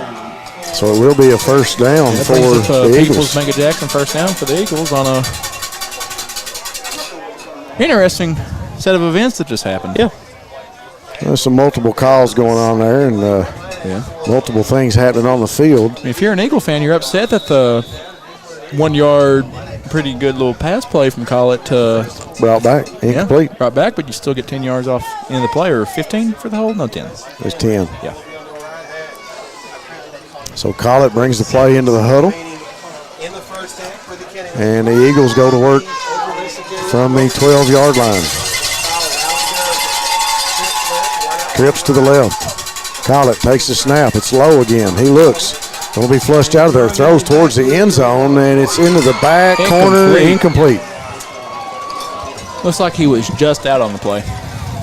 So with 33 seconds on the clock, Eagles continue to strike and aim for the end zone. A couple times now they've come up short. Incomplete pass. Yeah, they're just there on a few plays. So Collett over talking to Coach Melton, waiting on the play call. He'll bring it in. Leicester County still has one timeout too, so they don't have to keep taking shots in the end zone right here. 28-14. Eagles trying to get a little closer on the scoreboard before the half. Bobcats will get the ball to start the third quarter. Collett takes the snap, sits back, looks to the end zone again. Short throw. Caught. That's a family pharmacy touchdown for number 18, Rylan Simpson. So Simpson with another big catch for the Eagles, and that'll put 6 more on the scoreboard for them. After his performance tonight, you can see why he's the second leading scorer on the team. He's just a great guy, finds a way to get open and make big plays. That'll make it 28-20, and the Eagles will come on to attempt the extra point.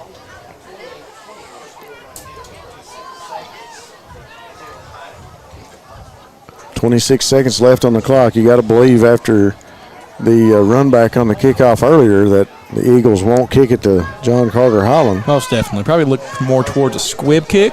Extra point is up, and it is good. So that'll make your score 28-21 here from Hyden. We'll take another quick commercial break, and we'll be right back after this message.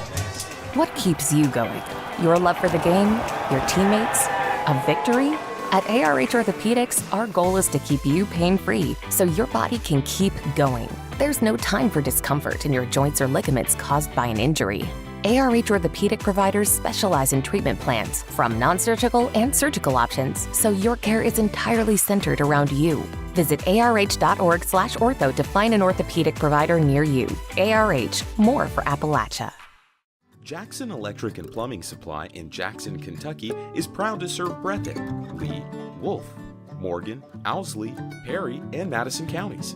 Established in 1982 with over 40 years of service to those communities, Jackson Electric and Plumbing Supply can not only meet your electric and plumbing needs, but also heating and cooling, concrete and metal septic tanks, as well as your special orders.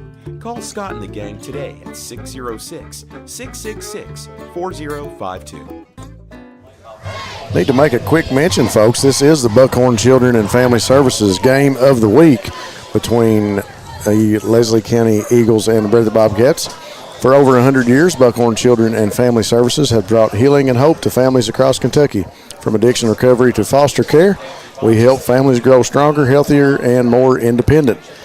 And thanks to the Buckhorn Children and Family Services for making this their game of the week. Hey, Rob, like you were saying before the break, I'd say the Eagles are going to look more towards a squib or onside to kind of negate that big return potential that the Bobcats have. So look for more, maybe it's a soft kick towards their sideline, maybe to number 11 Jason Combs or number 0 Adam Spencer, or maybe something towards Breathitt's sideline, though. Most kickers, if they kick it short, like to kick it towards their home sideline. The past 2 drives for Leslie defensively has resulted in a kickoff return touchdown and a long run that was brought for a touchdown. So nothing.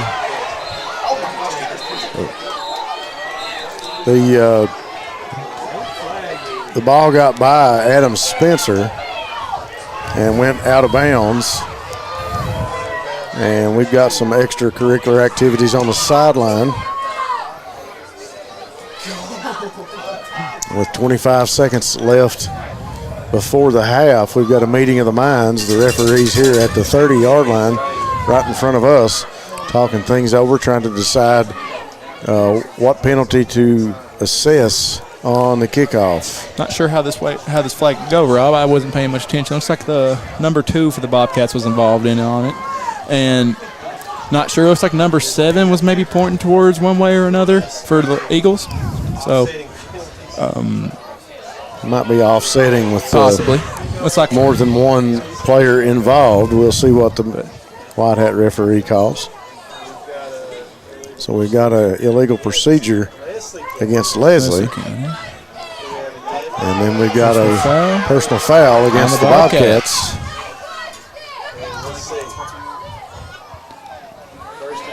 Be 1st and 10 for the Bobcats, and the ball will be spotted on the 20. Is he headed to the 20? Looks like he stopped. Yep, we're at the 20. 20-yard line, center field for the Bobcats as they'll take over and go back to work with 25 seconds left here before the half. Well, Rob, we mentioned earlier, a lot of players losing their cool right now, getting a little chippy out there. That's just how district play is, though. It is. It's a tight ball game, but you got to learn how to play with the emotions and use the emotions, but you also got to learn how to keep them in check. You can't get out of hand even if you're forced onto the opposing sideline. Things can go wrong quick. Yep. We've got some questions from the coaching staff from the opposite side of the field on the Bobcat sideline, and the white hat and the 2 line judges have joined Kyle Moore to talk things over.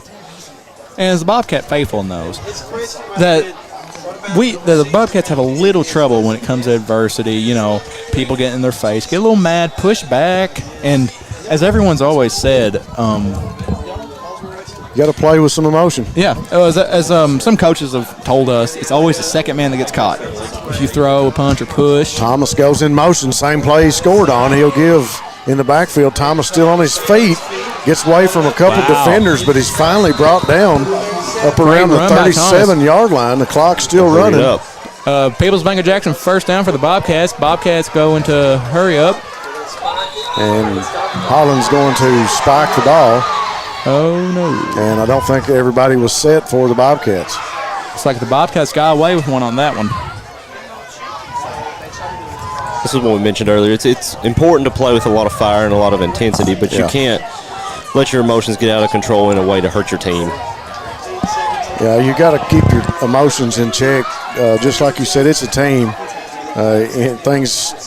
Things can happen on the field, and you got to learn how to get past those. That's why they call this the game of life. There's a lot of adversity, and you got to deal with it and keep moving. Next play happens about 8 or 9 seconds from the next one. Holland sits back out of the pocket, flushed, going to throw deep across the middle of the field. Incomplete. Just out of reach for Braxton Terry on that play. Looks like he was stumbling a little bit to get it. If he had just been maybe a step or two closer, it would have been a big play for the Bobcats, and he would have been able to walk out of bounds, stop the clock. 7 seconds still on the clock, 28-21 your score. Bobcats trying to put another 6 points on the board with very little time. before the half. They will get the ball back to start the third quarter. Just about to comment on that, Rob. I was about to say, if I'm the Bobcats right now, maybe ease it back a little bit. Maybe get a run, call a run to Thomas. Maybe he might break one off, score, but keep it light, keep it simple. Screenplay over to John Carter Holland on the sideline.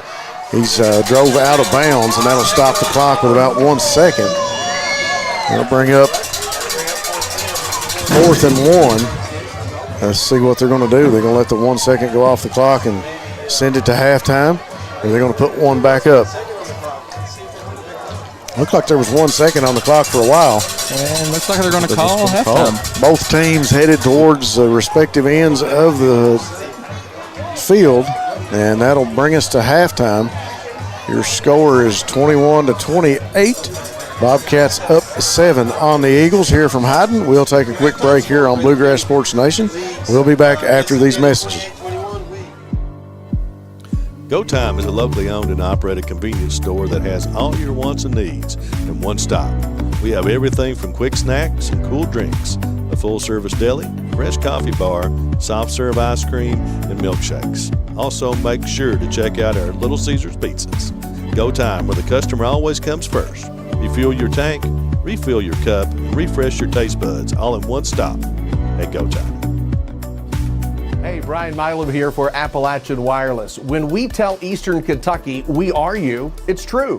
We serve 28 counties with retail locations, and with over 300 cell sites, we have more than any other carrier. Keeping you connected, that's Appalachian Wireless. What does one penny buy? How about an iPhone 13 at Appalachian Wireless? And now you can save up to 50% off select devices. We are you. We are Appalachian Wireless. Jackson Electric and Plumbing Supply in Jackson, Kentucky is proud to serve Breathitt, Lee, Wolf, Morgan, Owsley, Perry, and Madison counties. Established in 1982 with over 40 years of service to those communities, Jackson Electric and Plumbing Supply can not only meet your electric and plumbing needs, but also heating and cooling, concrete and metal septic tanks, as well as your special orders. Call Scott and the gang today at 606-666-4052. Jackson Physical Therapy is your locally owned and operated physical therapy clinic, serving Jackson and the surrounding areas. Owned by Colby Watts, Jackson Physical Therapy has a talented and experienced staff ready to meet all your physical therapy needs. Jackson Physical Therapy is a proud supporter of our local youth and sports teams. Call JPT at 666-9293 to schedule your appointment today and let us improve your quality of life.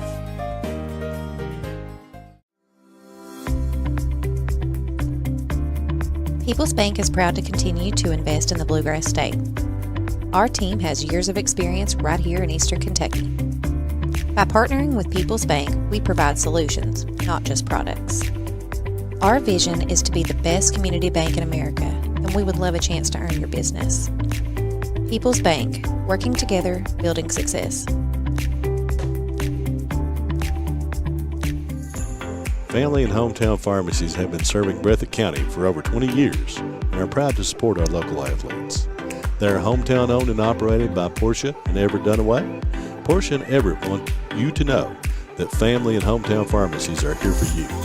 Now offering 2 ways to fill your prescriptions. Use the Refill Quick app on your smartphone or give them a call at 666-5519 or 666-5500. At HCTC, we've got you covered. While you focus on completing your certificate, diploma, or degree, our success coaches will connect you with financial information, tutoring, and so much more. Stay on your path to success at HCTC. Call today at 606-487-3293. We'll never underestimate you. Made in America. What does that mean? It means jobs. It means craftsmanship. And when it comes to Vaughn Bassett furniture, it means value. And Kemper recognizes that. That's why they've dedicated an entire gallery to Vaughn Bassett. Made in America. See the quality. And now, see the price. Come see your favorite Kemper store in Hazard, London, or Somerset. SEC Auto Sales, located at 1557 Highway 15 South in Jackson, is the fastest growing pre-owned dealership in the area. Whether you're looking for a used or new-to-you vehicle, SEC has you covered. Think you can't get finance? Well, think again. They have the best interest rates available, serving all of Eastern Kentucky. Let them show you an easy buying experience. Come on down and see Jeff, Dwayne, and the rest of the gang. Call 606-272-6888 or visit them online at secautosales.com.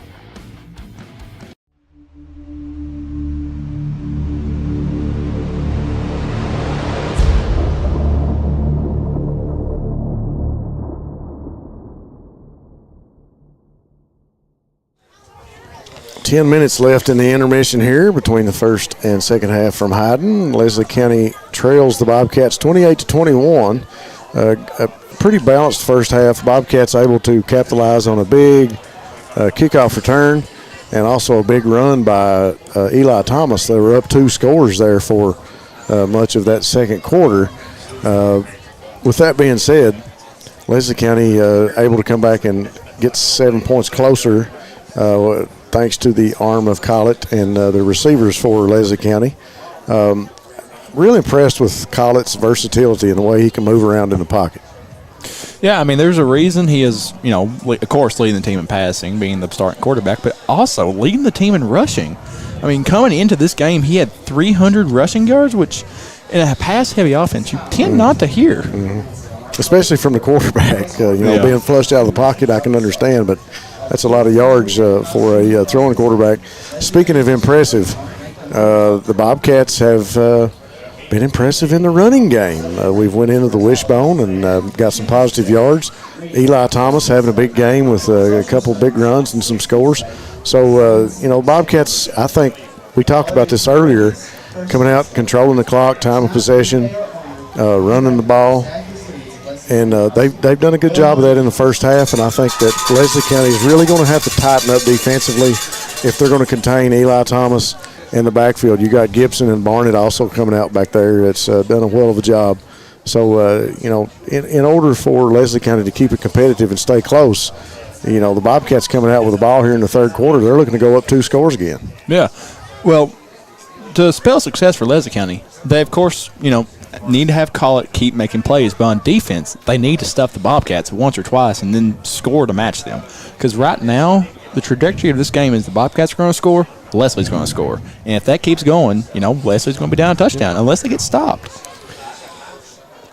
Well, 8 minutes here left in the halftime session. 28-21 your score. Bobcats up by 7 points here in this one. We've had a lot of festivities here tonight. It's senior night here in Hyden for tonight's game, and we would like to say thanks to Buckhorn Children and Family Services for making this their game of the week. For over 100 years, Buckhorn Children and Family Services has brought healing and hope to families across Kentucky. From addiction recovery to foster care, we help families grow stronger, healthier, and more independent. Thanks to Buckhorn Children and Family Services for making this their game of the week. Also, thanks to Family Pharmacy for sponsoring our scoring plays. Family Pharmacy, great people who have your safety at heart. And People's Bank of Jackson for sponsoring our first downs. People's Bank of Jackson, working together to build success. People's is ready to help you reach your dreams. Thanks to those sponsors, and thanks to you fans for watching us here on Bluegrass Sports Nation. We'll take another quick commercial break with about 7 minutes left here in the intermission, and we'll come back and get ready to kick off the third quarter from Hyden. PDQ Sales and Services, formerly known as Jackson Wholesale Company, is a locally owned and operated convenience store and grocery store supplier with a full line of products. They have ice cream, groceries, meat, dairy, candy, and more. They even have janitorial supplies, including Tactical Strike disinfectant. Tactical Strike has been approved by the EPA to kill the virus that causes COVID-19. Give PDQ a call today at 606-666-2495. What keeps you going? Your love for the game? Your teammates? A victory? At ARH Orthopedics, our goal is to keep you pain-free so your body can keep going. There's no time for discomfort in your joints or ligaments caused by an injury. ARH Orthopedic providers specialize in treatment plans, from non-surgical and surgical options, so your care is entirely centered around you. Visit arh.org/ortho to find an orthopedic provider near you. ARH, more for Appalachia. Variety Pizza, located at 1189 Main Street in Jackson, has been family owned and operated for over 45 years, serving the community with fresh, homemade, and handcrafted pizzas, sandwiches, salads, and more. Carry out or stay and enjoy the newly renovated dining areas with private party spaces available. Stop by and see Lee and Al or call 666-5454 for Variety Pizza. Since 1962, Citizens Bank and Trust of Jackson has been proud to serve the community. They care about the people of Breathitt County and are the only locally owned bank in the community. With 2 branches in Jackson and 1 in Beattyville, they're never too far away when you need them. And with the latest innovations in banking, keeping track of your finances has never been easier. Helping to grow Breathitt County as leaders for over 60 years. That's Citizens Bank and Trust, member FDIC, equal housing lender. Hi, I'm attorney David Johnson. You may recognize me from some of our other ads, but injuries from an auto accident are no joking matter. With over 25 years of experience, our offices have the resources and expertise to go head to head with big insurance. While most of our cases get resolved without going to court, trust me, they know if the attorney you choose will take it this far. Either way, our clients get paid. So for all your legal needs, get the pros on your side. Wolfe County is widely known as a rock climbing and hiking destination, but is now quickly becoming known for its great restaurants and entertainment venues. Venues like Skybridge Station, where you can see live music on the weekends or go to Tuesday night trivia. Kel's Patriot Pizza, Spanx Frank's, Dixie Freeze, Beef Finca, 145 Stakeout, which has live music most weekends, The Brick, Red Point Barbecue, and Bites and Bargains. Wolfe County is naturally gorgeous, and Wolfe County Tourism invites you to stop in and try one of these great restaurants on your next visit. Come see us at Jackson Medical Clinic Family Healthcare in Jackson for all your medical needs.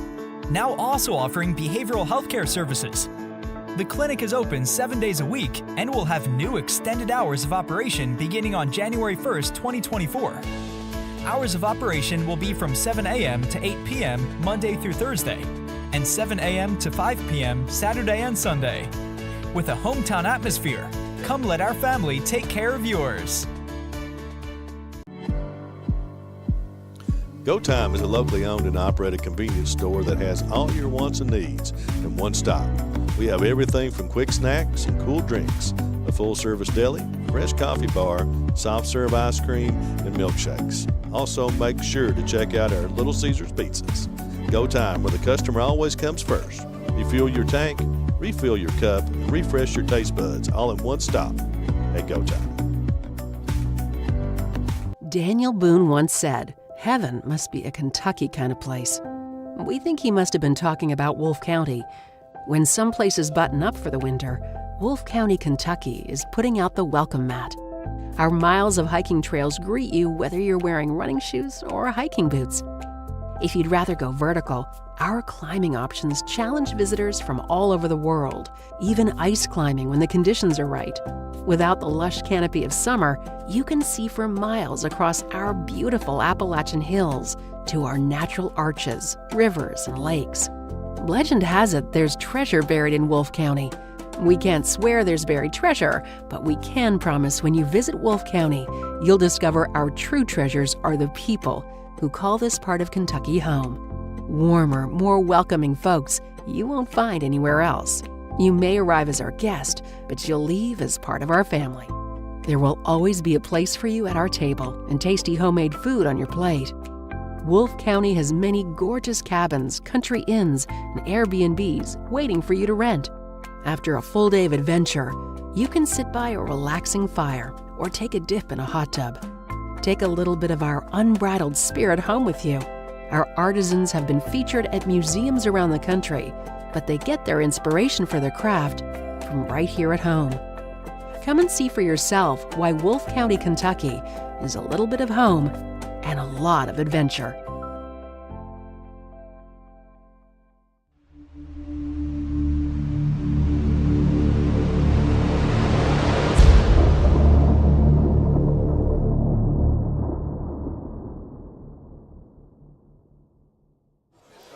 Bluegrass Sports Nation back from Hyden, Kentucky, 28-21 your score in the Buckhorn Children's and Family Services game of the week.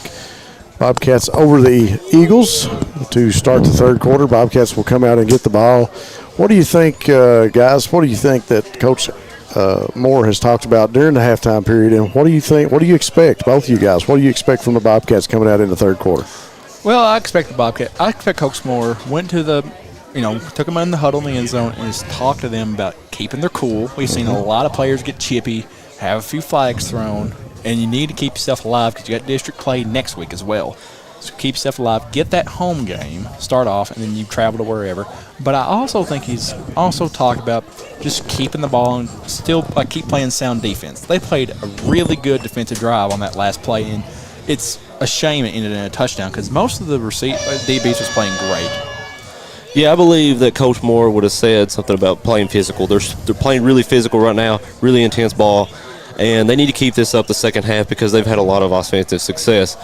Defensively, they need to make a few adjustments, adjusting to the empty sets that Leslie's running. They've shown a lot of that, and showing how well they can pass rush against those sets. We've not done a great job at defending those short passes that Collin and his receivers are so good at. So what adjustments do you make, Brad, defensively? What adjustments would you try to make to maybe negates? I mean, it's hard to get. You got some great receivers.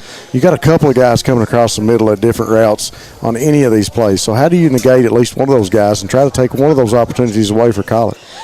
It is tough because this Leslie County receiving core is really good, and they could beat you deep, and that's exactly what the Bobcats are doing. They're keeping their secondary deep, forcing everything to get underneath them, and they're actually tackling really well tonight.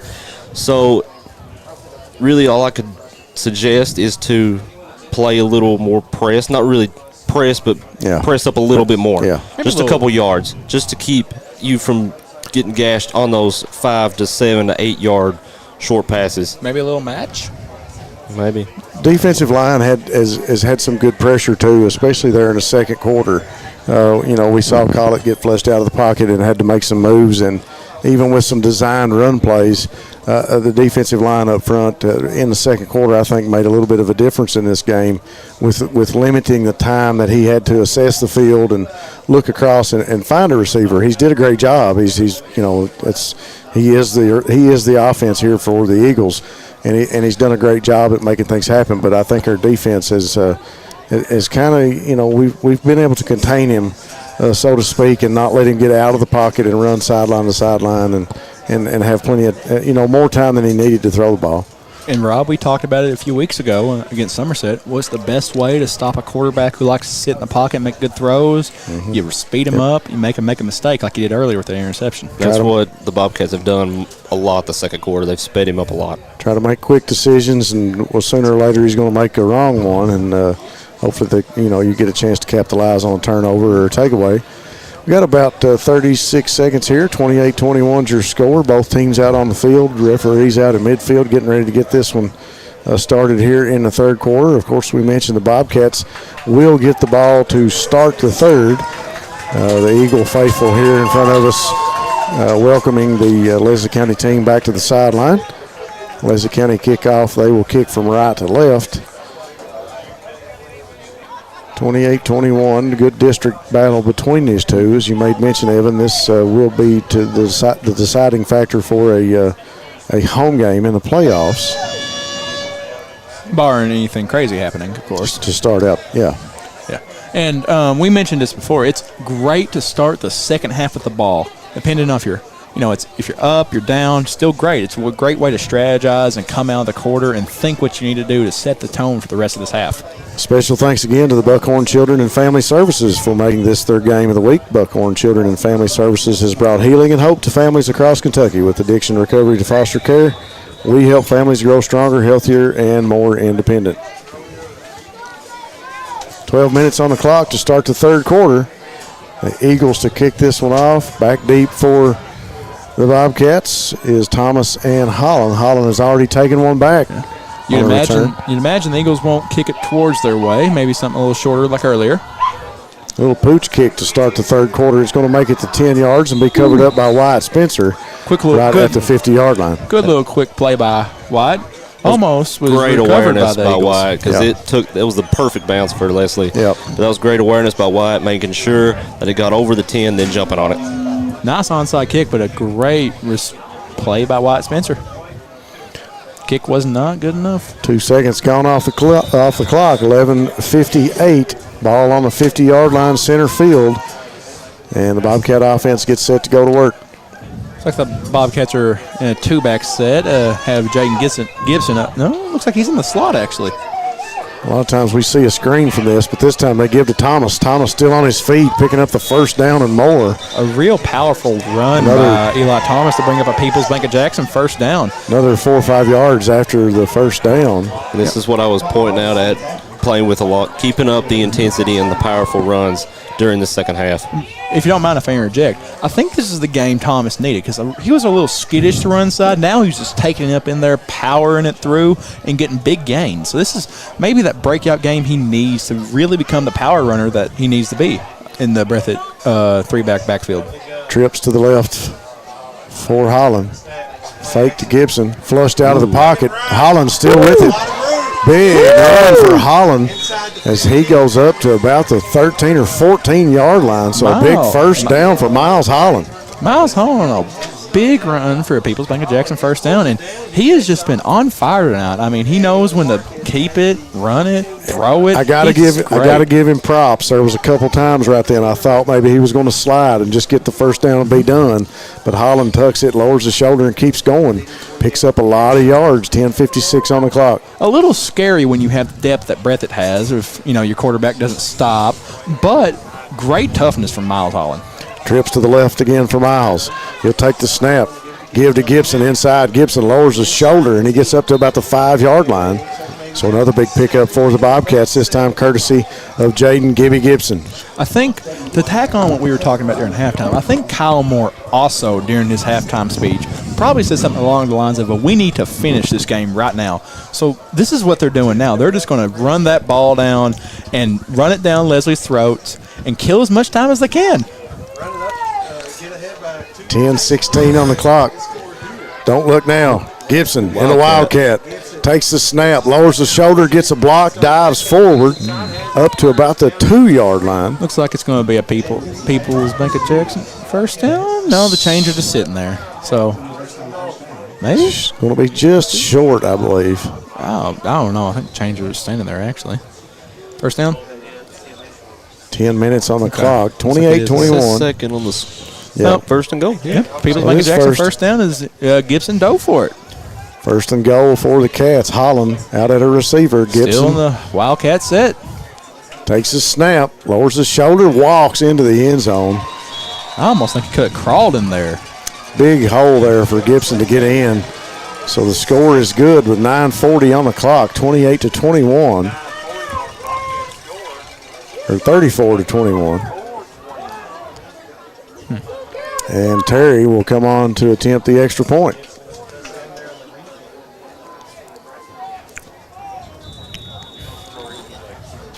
(34-21) your score. Cats didn't waste a lot of time. Less than 3 minutes off the clock. No, that's a little bit of a problem when you have a big dominant running game like that. Sometimes you go a little too quick on some big plays. You don't kill enough clock. But if the Bobcats keep coming out like this and running the ball like this and just dominating, I don't think they really have to worry about the clock. No. Flag comes out from the line judge. Looks like we may have had someone get a little skittish and jump. Maybe, yep. So the kicking team backs it up. Puts a little pressure on Braxton Terry as he lines up for the kick. 9:40 on the clock, 34-21. Terry trying to, and we got another whistle. Oh, wow.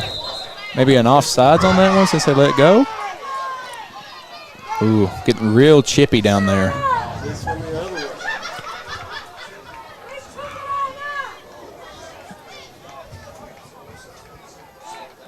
So we'll see what the call is from the line judge. 2 flags, 2 whistles on 2 attempts at the extra point. Delay a game on the Cats.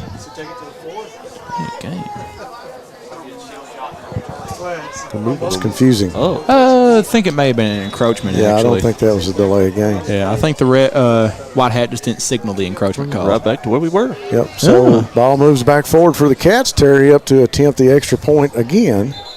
And we got another whistle. A false start on the Bobcats. So we're right back to where we were last play. Terry got to kick that one. It was good, but we'll get another penalty, and it'll back him up, and he'll kick it again. Good little practice kick. 4 attempts. Let's see if he's good from 5 yards out. Or, another flag. On a looks like Leslie County Eagle player right here talking to one of the referees. You'd believe maybe a few words were said that should not have been. So now we're going to walk it back to about the 4-yard line.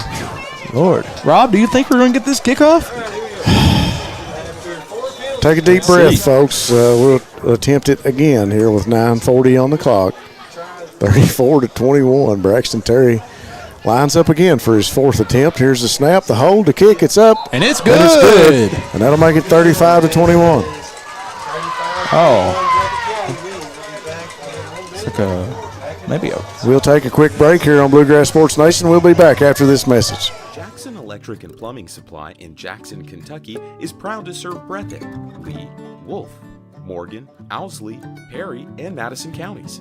Established in 1982 with over 40 years of service to those communities, Jackson Electric and Plumbing Supply can not only meet your electric and plumbing needs, but also heating and cooling, concrete and metal septic tanks, as well as your special orders. Call Scott and the gang today at 606-666-4052. Family and hometown pharmacies have been serving Breathitt County for over 20 years and are proud to support our local athletes. They are hometown owned and operated by Portia and Everett Dunaway. Portia and Everett want you to know that family and hometown pharmacies are here for you. Now offering 2 ways to fill your prescriptions. Use the Refill Quick app on your smartphone or give them a call at 666-5519 or 666-5500.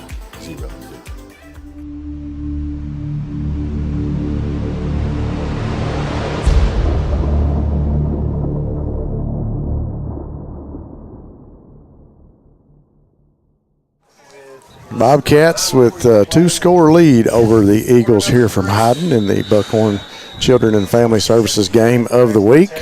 Braxton Terry to kick this one off. He'll put the boot to it, send it towards the end zone, over the head of Simpson, and it'll roll into the end zone. Great kick. Great kick. Great kick by the senior. Terry really putting some leg into that one, and it'll mean that the Eagles will have to come out and start from the 20-yard line. Got to be a little rough field position if you're the Eagles. I mean, you're maybe hoping that ball bounces out of bounds and you get back up at the 40, but you'd expect the Breathitt defense to keep laying on the pressure. Looks like we're in the set where Tolson's a down lineman, and number 19, Bash Howard, who comes over from the baseball team out there playing some inside linebacker. Yeah, Bash looks good on the field. He's made some good plays here and doing a good job on defense. Made some big plays in the JV games that he's been in so far. It looks like JV team for Breathitt County undefeated, by the way. 9:40 on the clock, 35-21. Collett going to be pushed out of there. Makes a quick throw, almost intercepted. So close from Austin Sperry as he jumps the route. As like we were saying earlier, Collett had pressure, and he made a quick read that almost spelled trouble for him. It almost looked like the same type of interception that he almost had earlier, right about here on the 40.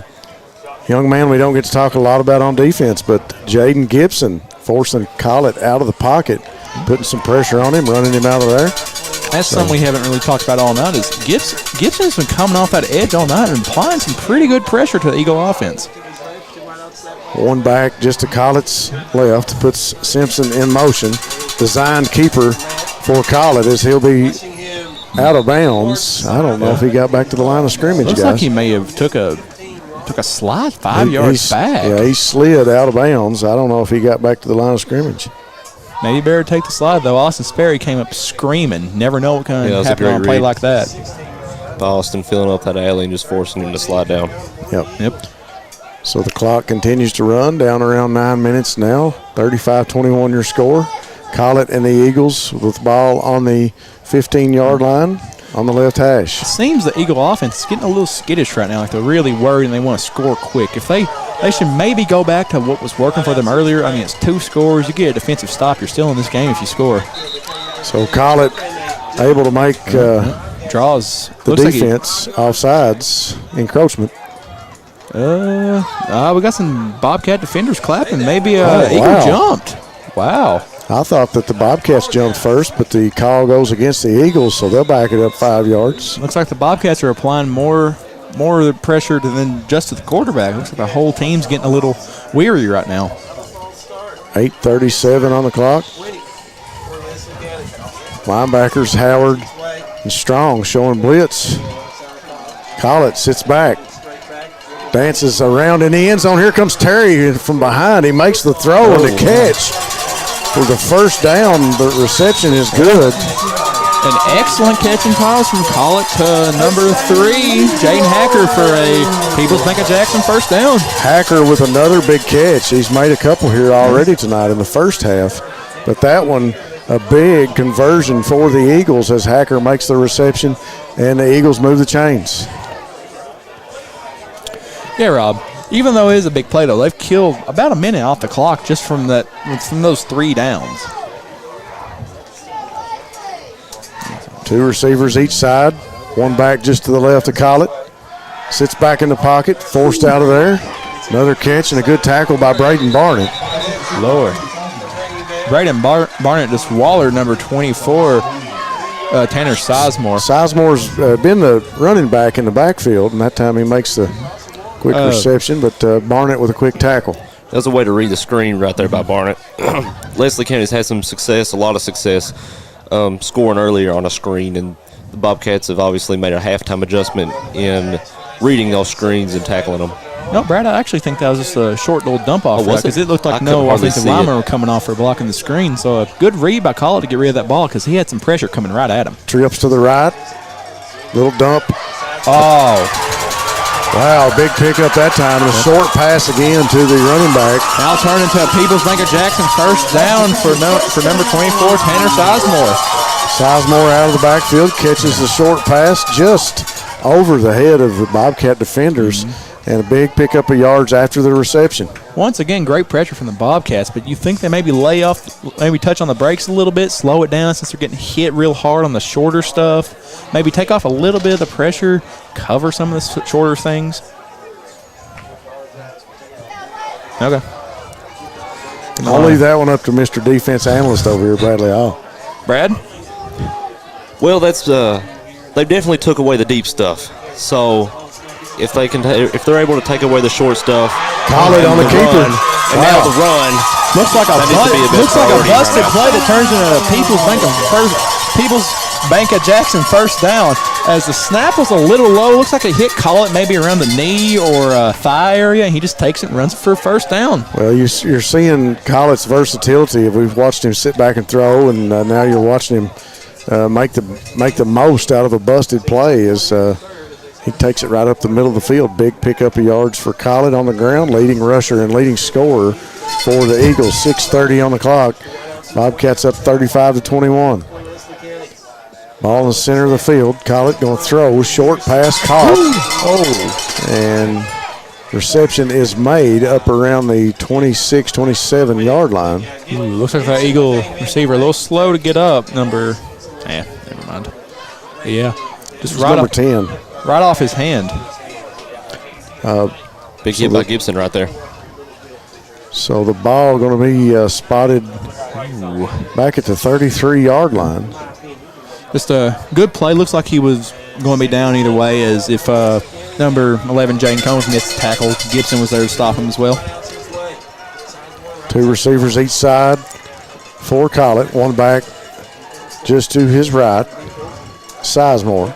Collett sits back, throws across the middle of the field. Had a man out there, but it's incomplete over his hands. Looks like there was another seam route to Jaden Hackett trying to hit once that again, from the earlier. Bobcats were in the cover 3, and Collett obviously knew that and saw the seam route that was open earlier, was a little bit better covered right then, and obviously forcing incompletion. Yeah. So 6:16 on the clock. Great adjustment by the Bobcat defense, picking that up and stopping it. Earlier it was for a big play. Now it's just forcing them third down. 3rd and 10 would be a big conversion for the Eagles if they can get this one. Ball sitting on the 33-yard line at midfield. Call it back into the huddle. He'll bring the Eagles out.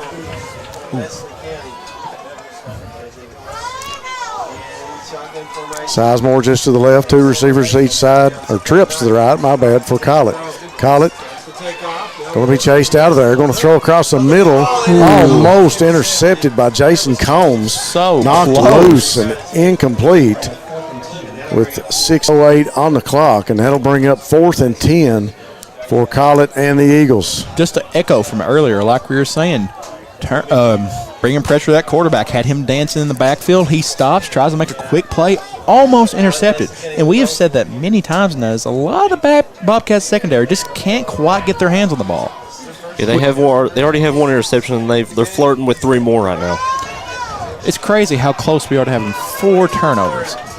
So close. Trips to the right again for Collett. Sizemore single back just to his right. 1 receiver to the left. Collett takes a snap. Sits back in the pocket, looking deep. Forced out of there by Abner. Abner almost with a sack. Collett still with some time. He's coming back towards Abner. Abner still chasing him back at the 50. Tolson gets by him now. Collett now up the field to the 30, still on his feet. And going to be tackled out of bounds, but we'll get a block. I'm sure there was a block in the back. Yeah. Terry got wiped out with a block in the back. Pretty evident, and we got laundry everywhere. There's 3 or 4 flags down. I believe he might have been just short. He was short. Well, yeah. It may have been a 4th and inches situation if the play stands. It was 4th down. Yeah. Collett with just a set of feet that can get him all over the field. A versatile quarterback. And everybody covered up down the field. Collett doing the best he can to try and pick up the first down. Chased out of there by Waylon Abner, Tolson, Braxton Terry also in tow. And I think we're going to get the block in the back call against Wesley County as that was on. Terry was the defender that was trying to get to Collett that got the block in the back against him. So we've talked about the turnover battle for about 2 weeks now for the Bobcats. Yeah. How they've struggled. Now they're kind of turning that into their success. Now they've had 2 turnovers, and the Bobcats get the ball back to kill some more clock in this 3rd quarter. So on 4th down, Collett was short with the run, and plus the block in the back penalty against the Eagles brings the offense back onto the field for Breathitt County. Ball on the 25, over on the left hash. 1st and 10 for the Cats. Holland goes back to work. 1 back each side. He'll give to Thomas. Thomas over to the sideline. 1 man to beat, and he's got him beat. He's up to the 50, the 40, the 30. 1 man to catch him is Simpson, and he does. He finally brings him down, and we've got another flag. Looks like there's barely any Leicester County players. I could see this going towards the Bobcats. Big run by Thomas up the sideline, but we've got a penalty. So the referee's already spotted the ball. Way back here. Looks like they might tack on a few more yards after that run. Well, so we're going to see what the call is. Been on the Eagles. Well, there was a couple of Bobcat players back here and just 1 Eagle player, as you made note of. Yeah. Maybe an Eagle player got a little mouthy trying to get a Bobcat player to react. Personal foul against the Eagles. Yep. So the big 1st down run for Eli Thomas, as you mentioned, gets some more yards tacked onto it. The Bobcats now deep into the red zone with 5:37 on the clock here in the 3rd quarter. And it also brings up a People's Bank of Jackson 1st down for Thomas on his electric run and just a few more yards tacked on after a personal foul. So the Bobcats knocking on the door again. 1 receiver each side, give to Thomas. Thomas cuts back to the center of the field, reaches out, and he's in the end zone. That's a family pharmacy touchdown for Eli Thomas as he's just sitting there skating, finding the right hole, and diving in for a touchdown. Bobcats said if it's not broke, don't fix it. And they obviously ran the same play twice in a row right there, and it worked. So the Bobcats trying to stretch this one out here in the Buckhorn Children and Family Services game of the week, 41-21 with 5:16 on the clock in the 3rd. Yeah, I guess Coach Moore wanted Thomas to finish out his big run and put it in for a touchdown. Well, he stretched out and got into the end zone. 5:16 on the clock. Terry will come on to attempt the extra point. I think I said it earlier, though. This could be the game where Thomas opens it up. Ooh. And like the kick was blocked, but there's a flag on the play. Yeah, we got a hurdle. Got a flag down. Couldn't tell if it was blocked or somebody got in there and the hold was rushed. Kick was rushed, maybe. 5:16 on the clock, 41-21 your score. Terry on the field trying to make it 42-21. So we'll get a re-kick. It's going to go against. I'm not sure what that was. Trying to listen to it. Looks like Coach Moore's going to bring out the offense. So the penalty will go against the Eagles. And the Bobcats, with that call, will elect to go for 2. That's like Miles Holland jogging to the end, jogging back down from one end of the sideline to the other. Coach Moore, got to believe he may have been getting a sip of water. He'll bring the play in. We'll see where he ends up as he goes out as a receiver, and Gibson stays in the backfield. Bobcats have had a lot of success with the Wildcat here. Barnett the blocking back, Gibson, looks like and he stretches in, out. Maybe. No good. And it's no good. Just short. So the defense of the Eagles able to make the stop on the 2-point conversion. That'll make your score 41-21 here with 5:16 to go in the third. We'll take a quick break on Bluegrass Sports Nation, and we'll be back. Just up the road in Erlanger, Kentucky's own playing card company produces more than 5 billion cards a year. We know because we're Kentucky's insurance company, insuring all sorts of property damage involving your auto and home, but not your house of cards. Kentucky Farm Bureau Insurance. Big on commitment. At HCTC, we've got you covered. While you focus on completing your certificate, diploma, or degree, our success coaches will connect you with financial information, tutoring, and so much more. Stay on your path to success at HCTC. Call today at 606-487-3293. We'll never underestimate you. Back here from Hyden, Kentucky, in the Buckhorn Children and Family Services game of the week. The Bobcats stretch it out to 41-21 now over the Eagles. Breathitt County with Braxton Terry back on the field to kick this one off.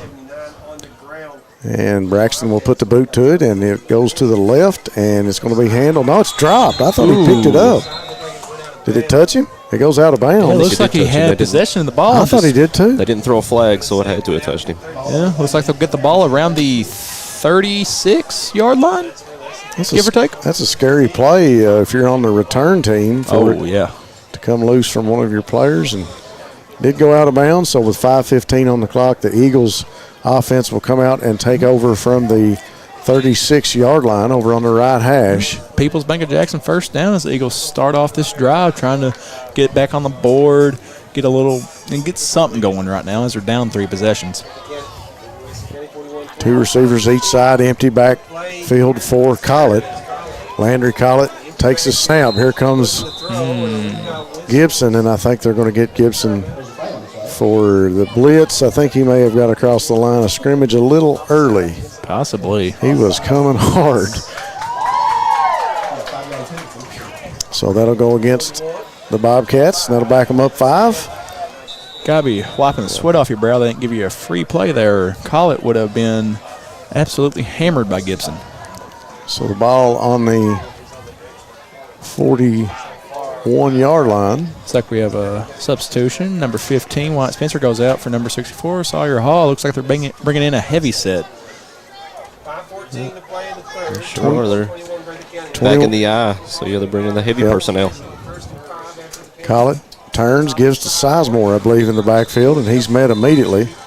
This Bobcat defense really shutting down their running game from the I formation. They had one big run earlier on in the game, and ever since that, they just snuffed it out. And we're deep into the season. It's good to see that we're shutting down that inside running game. But historically, we've had some trouble with that in a few games, and it's good to see that we've graduated and into shutting down that running game in between the tackles. Yeah, great to see progression from this Bobcats defensive unit. Collett again, back under center in the eye. Combo left. He'll turn, rolls to his left. He's looking down the field. He throws short, and it's caught by number 6 before he's ran out of bounds. Yeah, that's going to be a People's Bank of Jackson first down for Mr. Caden Shepard. First reception, I believe, for Shepard tonight. I believe so. Looks like if he had just kept his bounce a bit more, he still would have been in bounds and got a little bit more on the play. That's a concept that's hard to defend right there. When you got the quarterback rolling out and multiple receivers going that same direction towards the sideline, that creates a mismatch in numbers on that short of an area on the field. And most of the time, it'll result in at least one person being open. Leslie County goes into a double back set like we see the Bobcats run most of the time. Short throws across the middle is good to number 7. Pickup of about 7 or 8 yards. Quick little pitch and toss from McCullough to Holland on that play. We're not going to give him, looks like 2nd and 4. Pickup of about 6 yards. It looks like the Eagles are going back to what they were successful in earlier, where they're getting rid of the ball quick, getting routes that are open, finding gaps in that defense. Yeah, they're looking similar to that first drive here in the very beginning of the game. One receiver each side, one back each side of Collett. Back in the gun now. Double backs. He's going to roll out of there. Short pass again across the middle. Just the same play other side. It's a People's Bank of Jackson first down as he finds Holland again. Two passes to Holland. That might be the same receptions. That might be the same route he ran last time, just on the flip side of the field. I think. Yeah. 3:35 on the clock, 41-21 here in the third quarter. In Leslie County, they're switching it up, giving some different looks because they need to switch something up to get their offense rolling again. Down 3 scores. They're trying to build some momentum here in the third and maybe get some points on the board before that clicks over into the fourth. Got to find something that works quick and fast. Back under center, combo right, back in the I formation. Collett turns to his left, fake, and give back to number 7 in the backfield. Wow. A little nice tackle by Waylon Abner. It was read perfectly. Great. Yeah. He pushed the offensive lineman in the backfield and was there to make the play. Little reverse and little counter play and a little misdirection, and didn't fool Waylon Abner. Abner right there to make the tackle. 2:52 on the clock. Great play by the big man, but I could see maybe the Eagles coming back to this later for an inside give. Big tackle for a loss now. 2nd and 16. Ball on the 41-yard line. I would come back to that. I mean, you try it once, go back to it, and especially you're needing points right now. You don't come back to it right now. But especially where if you put them in motion, they might bite on that and just give it to them in the middle. Collett. Throw it across the middle of the field. Almost picked off. Little Adam Spencer. Another interception. A few inches short from interception. So close. Just an inch or two away from having 3 or 4 turnovers here in this game. Adam skying up for that one, just out of his reach. Braxton Terry almost close to getting a sack on that game. Yeah. This game has been almost for defensive linemen trying to get in the backfield. Collett's been good detecting the pressure this game, releasing the ball just in time in order to not get hit and get He's got a sixth sense there as a quarterback. He knows when they're coming. The back turn to the ball, too. As we've stated, he has 300 rushing yards in the season. A lot of that seems to be from scrambles.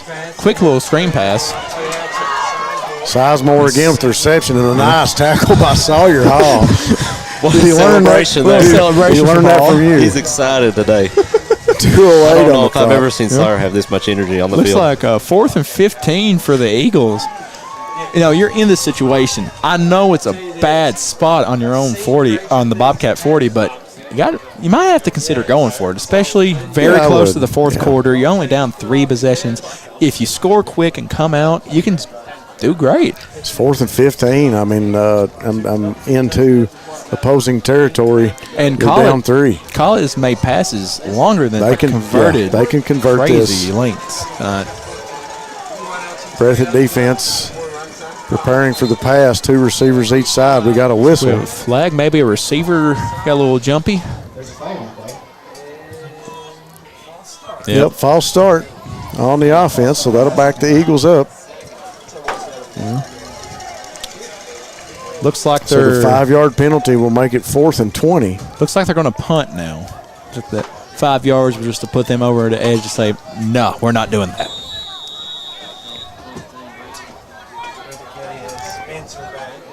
Interesting place to punt from. Looks like it may just end up being a touchback, though.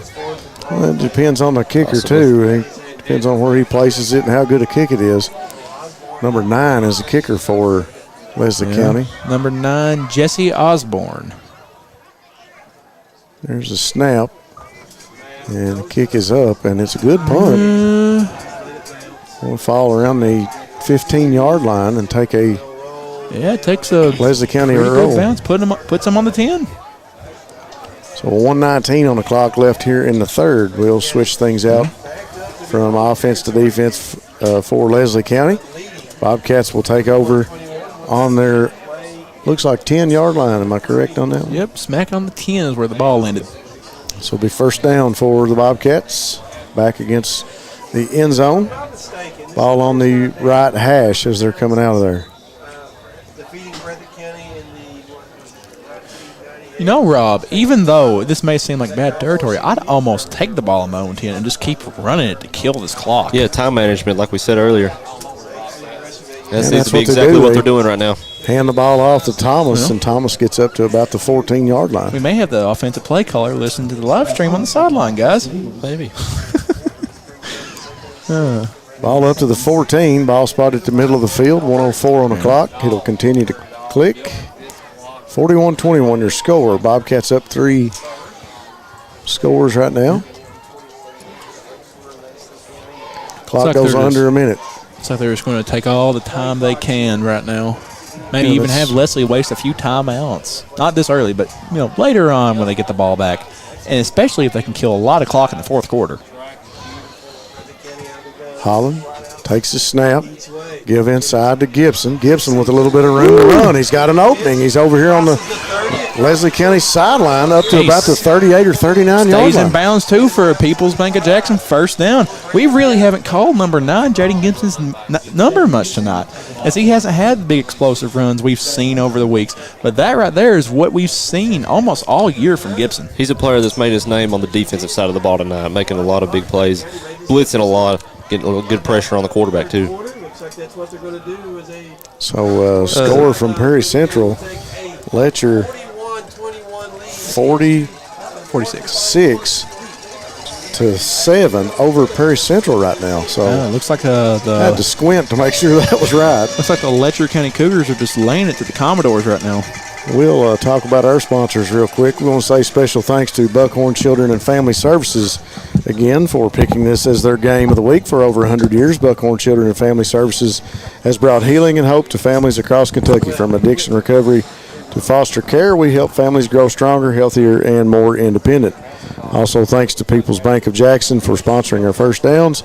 People's Bank of Jackson working together to build success, and Family Pharmacy for sponsoring our scoring plays. Great people who have your safety at heart. Family Pharmacy and Hometown Pharmacy have always been proud supporters of the Bobcats. Well, Rob, going into the fourth quarter, you would expect that Casey Allen, Jeremy Moore, and all of his whole offensive line unit right now are just so happy that they are in a situation where they can keep running the ball and showing just how physically tough they are up front. Yeah, this is some of the best ball that the front has played all year on both sides of the ball. I know I mentioned earlier this may be a breakout game for Thomas, but it's also a breakout game for the offensive line. I mean, they have done just stellar tonight, getting great blocks. And I think in the passing game, even though we haven't passed the ball as much as we have in the past, have not let up a sack that I know of right now. No, and I'm impressed with the heads-up play that Miles has made. There's been a couple of times that we expected him to do something, and he did the opposite, standing up, taking the hit, lowering the shoulder with the run, and getting out of the pocket. Just a great job offensively. And look at here at John Carter Holland. Up to about the 45, almost to the 50 before he drove back. Well, we got flags all over the field. Looks like 1, 2, 3 flags on the play. We have one side judge pointing back towards the offensive side. Let's let the white hat see. We'll let the refs converge and see what the white hat says about the play. Got a whole bunch of fans here in front of us that think they know what the call may be. Yeah. A hold on the Bobcats.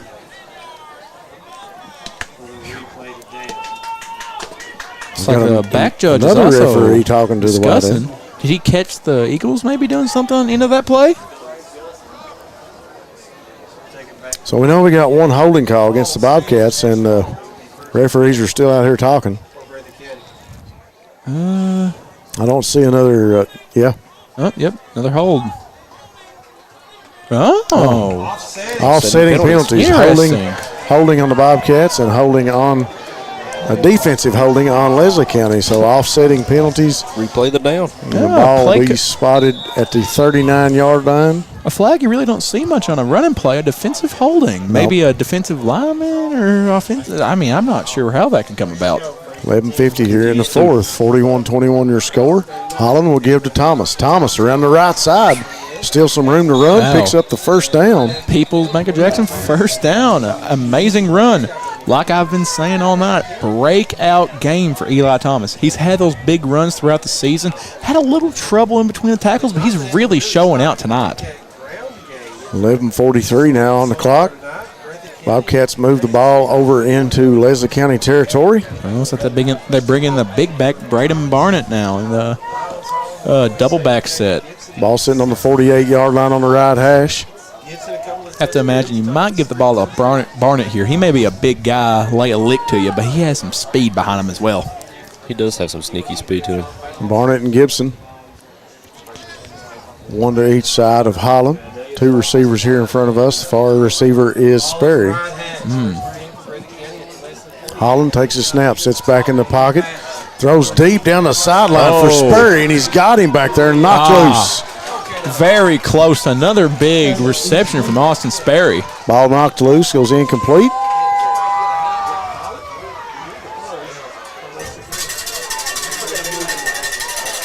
Looks like Landry Collett's getting a little fired up down there after that defensive play by him. Says he's putting the straps on Sperry.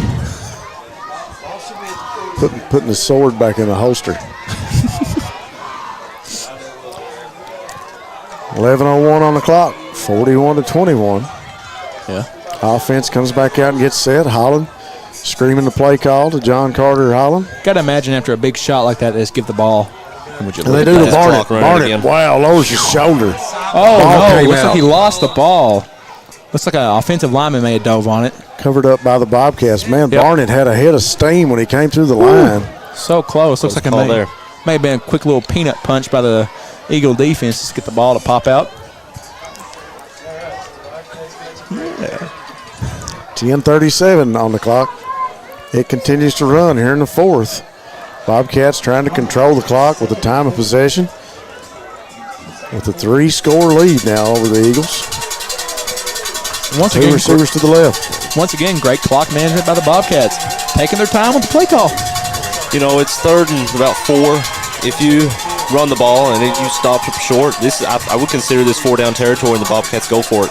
Oh, yeah. I mean, you have the buffer to keep playing through, and look at Eli Thomas. Looks like he may have had the first down. It's going to be close. On second effort. Thomas lowering his shoulder and driving through the tackle. Correction. I think he may be just. He's short. Looks like they're going to call him a yard short. I would consider going for this. I would. Yeah. Looks like they are going to go for it. Maybe a little quick, little hard set from Holland. Get someone to jump.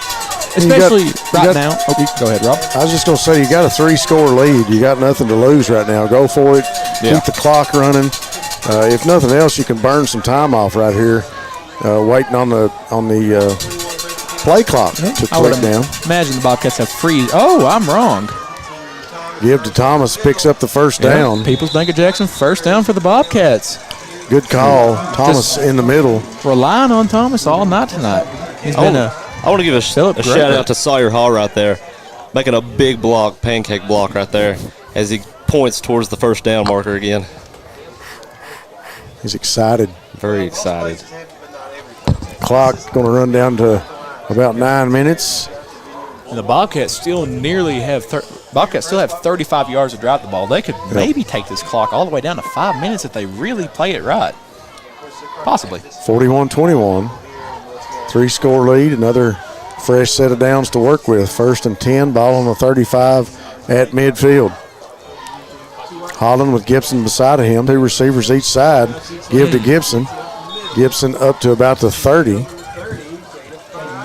Wait for Gibson to hit that hole. Yeah, good 5 yards, a tough run. And good little bit of patience, too, as he stood behind the offensive line, took it, and just hit the hole. And we've burnt almost another minute off the clock as it gets closer to 8 minutes now. You know, it looks like this Bobcat front is just wearing down the Eagles defense. You can see the line of scrimmage move as a whole, and that's what you really want to see as you run the ball down the stretch. Tire out this defense and run the rest of this clock out. As an offensive lineman myself, makes me so happy to see that. Holland throws towards the sideline. Oh. Wow. Got another flag coming back here. Where at? Could be a hold. Looks like there may have been a little bit of pass interference on Carter. Whitehead throws the flag back behind the line of scrimmage here, behind the offensive lineman.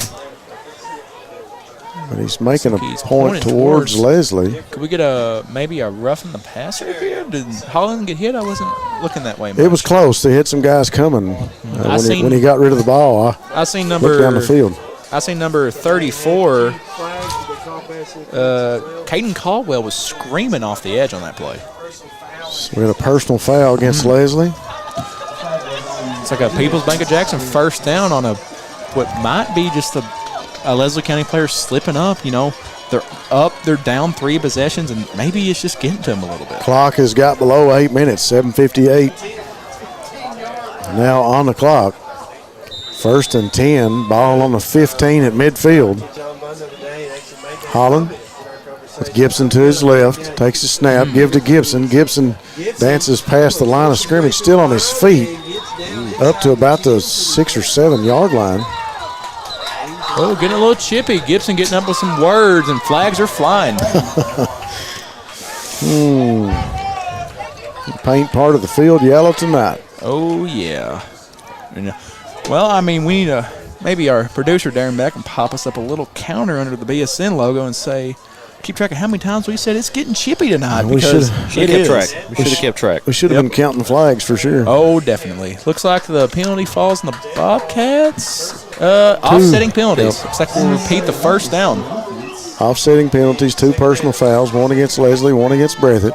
I would imagine that's Gibson's first and that other player's first. I'd say keep Gibson on the sideline. You know, he's a little fired up right now. But you don't cool off. Yeah, don't want him. But what's going on? 7:38 on the clock. Offense comes back into the huddle. What I miss? Nothing. Okay. You're good.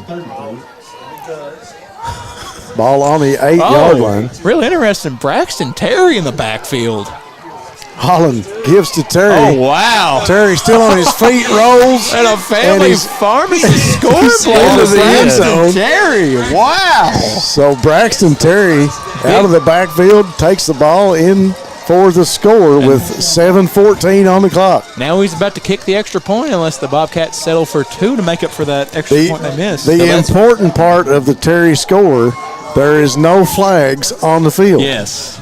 But this is what you call versatility right here.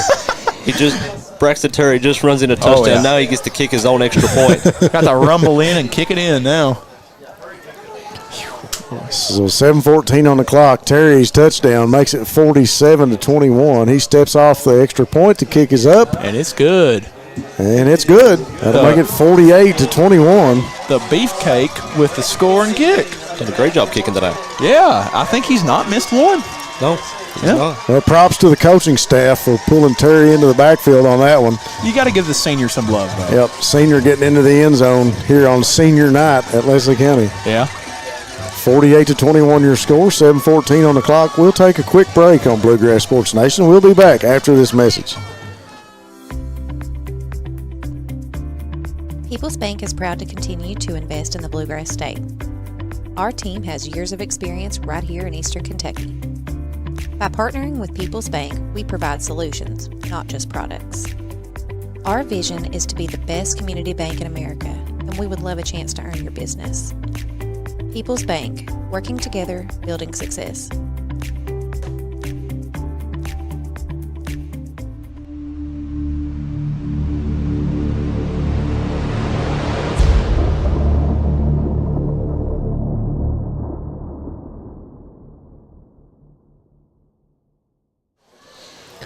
7:14 on the clock here in the fourth quarter. Braxton Terry's touchdown. Like Brad said, talk about versatility, going from the touchdown, the extra point, to the kickoff. Makes your score 48 to 21. Terry's kick will be fielded around the 16-yard line, and that is Hacker in the middle of the field. Loses the football. Wow. Loses the football, and Braden Barnett has come up with it at the 30-yard line. It's like Hacker's claiming he was down, but White Hat's calling it for the Bobcats. Hacker had it and put on the brakes, and the ball came out, and Braden Barnett jumps on it and covers it up at the 30-yard line. Looks like he just ran to the back of his guy and just lost it. So Braden Barnett, Johnny on the spot, picks up the loose ball. Fumble recovery for the Bobcats. Talking about versatility, Braden Barnett running the ball. He comes out here, strips the guy on the kickoff return, takes it back, gives the Bobcats the ball back on the Eagle 30. Try saying that 3 times fast. I don't think I could. I don't think I can say it 1 time fast, actually. 48-21, 7:06 on the clock. Holland and the offense back on the field. Brings up a People's Bank of Jackson first down for the Bobcats. See what kind of set Holland comes out with. Gibson just to the right. Ooh. 1 receiver each side of the field. Sperry and Holland. 2 tight sets. Defense moving all over the field. Gibson makes the side step, still on his feet. And looks like he made it up to about the 31. No, 29, I mean. Well, I thought I thought it might have been a late hit. Possibly. Man, I didn't know we were at the laundromat tonight, Rob. Carson Miller was out there discussing it with one of the Eagles players. I think he's just making friends. Got his point across. He's going to make a new friend, go home, play maybe a little bit of college football 25 with the guy. 48-21, 6:53 on the clock. Good call. Yeah. Personal foul against the Bobcats. Looks like your prediction was right, Rob. A late hit after the play. So that'll back the Bobcats up. Ball will be spotted on the 44-yard line, midfield.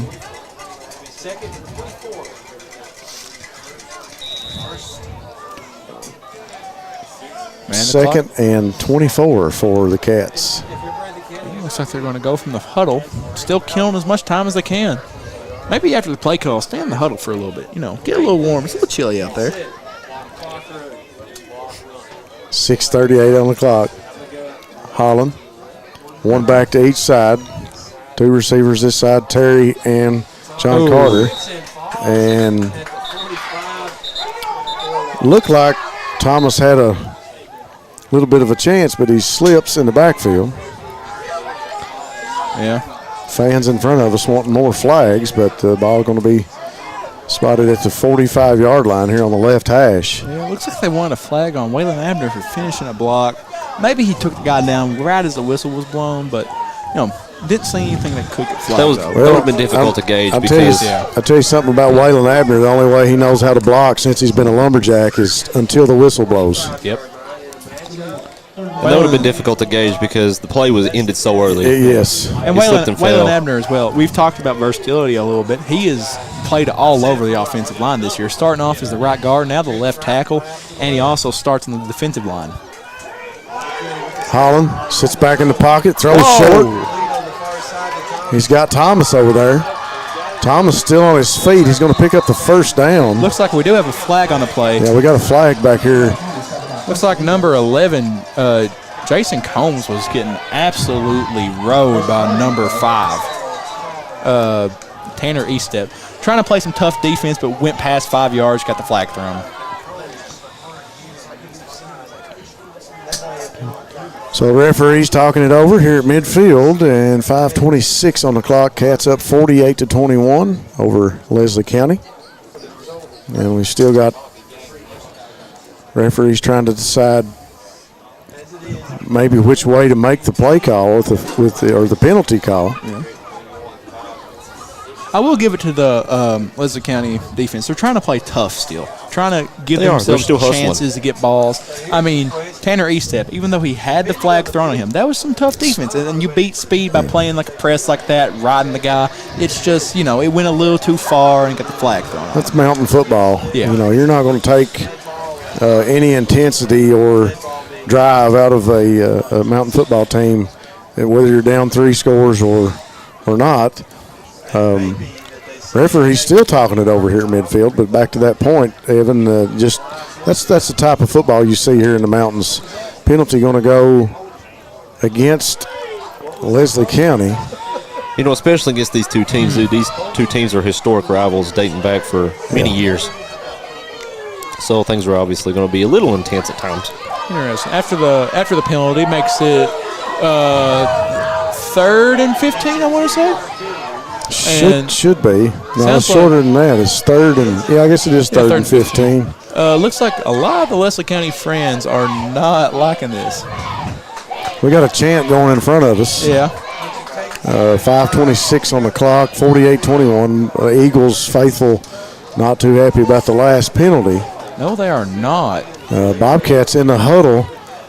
Play call coming in from Miles Holland. Referees have been over talking it over. We still got 3 here at midfield. So the back judge and the line judge straighten things out. Holland, there's the whistle from the white hat. Clock will start. Holland comes to the huddle. 1st and 15 from the 35. Ball at midfield. Offense finally will get this play started. 3rd and 15. This is 3rd down. 3rd and 15. I said first. I meant 3rd. So much going on. We're getting confused up here. Too much to talk about. Trips to the right. Holland with one back beside him is Gibson. He'll throw to his left, aiming for the end zone. And wow. A great defensive play by Estep, but he just takes Combs and throws him on the ground after it. Looks like we may have an unnecessary roughness penalty. I wasn't able to see that play. Got a flag right there. Yeah. Got a flag right there where the play happened. So probably another unsportsmanlike conduct call going to go against the Eagles. We'll see, and before we call it that way, we'll see what the call is. That's what it looks like, though. That's where the flag was thrown. So the ball's going to be spotted on the 35, and they're going to walk it off from there.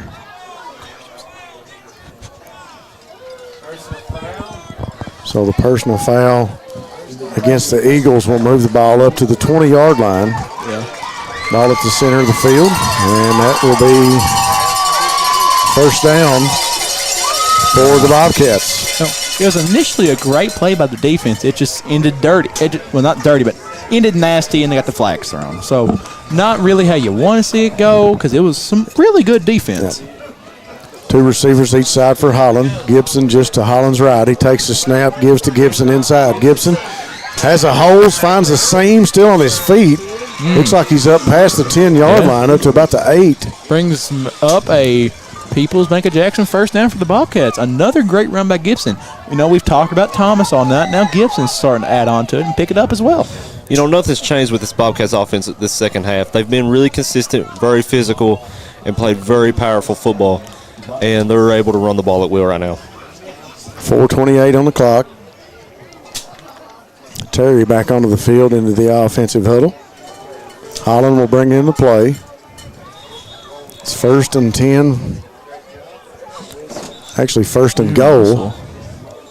Ball on the 9-yard line, looks to me like. The side judge on Leslie County sideline blows a whistle.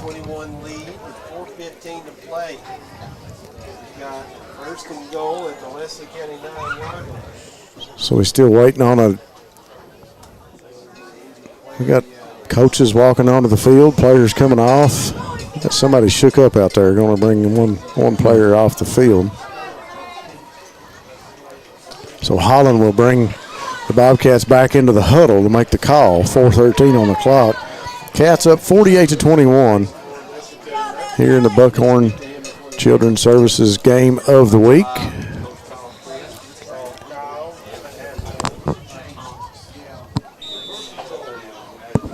So ball on the 9-yard line at midfield. 1st and goal for the Bobcats.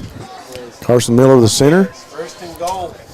Set to make the snap to Holland. Holland checking things with Coach Moore on the sideline. Holland taking his time, just letting the clock tick down. Terry and John Carter Holland, the receivers to the far side of the field. Gibson just to Holland's right. Holland settles in. Takes the snap. Give to Gibson. Gibson makes a cut, hurdles one person, still on his feet. Close to the end zone. Looks like they're going to put him at the 1. And they'll say he's down at the 1 yard line. Right side of the offensive line, Gibson, a great hole on that. It looks like what they were doing before they snapped the ball last play as well. Yes. 2 receivers each side for Holland. Gibson just to his right. Give to Gibson. And Gibson is in the end zone for another score. Family Pharmacy scoring play from Jaden Gibson as he lowered his shoulder and drove into the end zone. So with 2:44 on the clock here in the fourth quarter, that 6 points by Gibson will make it 54-21. Is there a flag out there? There's one laying right at the goal line. Looks like right we at the have goal something. line. I would imagine maybe someone said a few words. Oh, it's on the offense. Never mind. Take away that scoring play from Gibson. Hopefully he can turn it back. I didn't see the call. It's a 10-yard penalty. They backed him up. I figure it may have been a hold. So the touchdown will be erased with the penalty call. So that makes it 48-21. 2 receivers each side for the Cats. Gibson just to the right of Holland. Miles takes a snap, handoff. Gibson still on his feet, still back to the right, and he is in the end zone. Redeemed himself once again. A Family Pharmacy scoring play from Jaden Gibson as he shakes off a tackler and just storms into the end zone. Nobody touches him. He walks into the end zone with 2:15 on the clock. Now your score is 54-21. And out comes Braxton Terry to hopefully tack on another point and make it 55-21.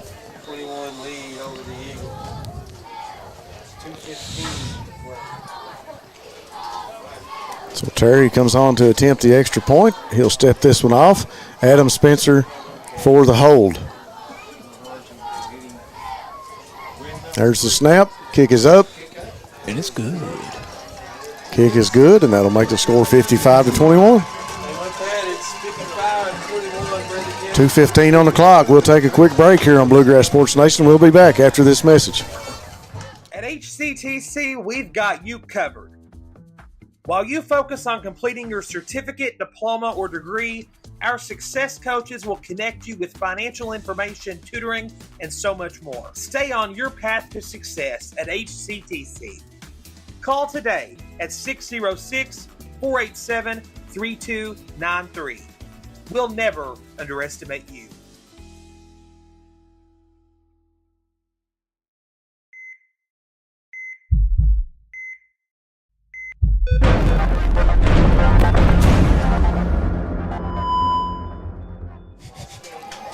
$2:15 to go here in the fourth quarter, 55-21. Your score, Breathitt County over Leslie right now here in the fourth quarter.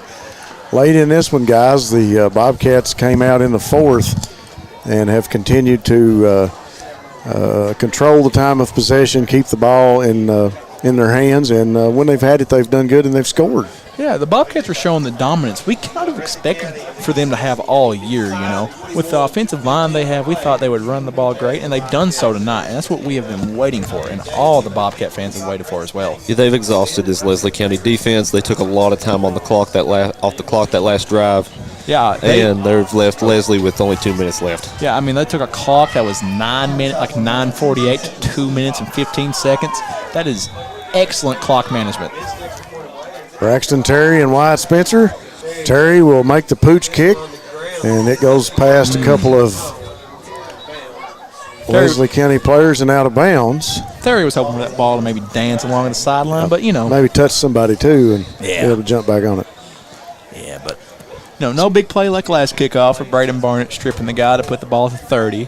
So now the Eagles come back out. We haven't seen them in a bit. They have enough time to maybe sit on the sideline, get an idea for what they want to do. You never know. 2 minutes, 15 seconds, 3 timeouts. Could they could come back with all the things going right?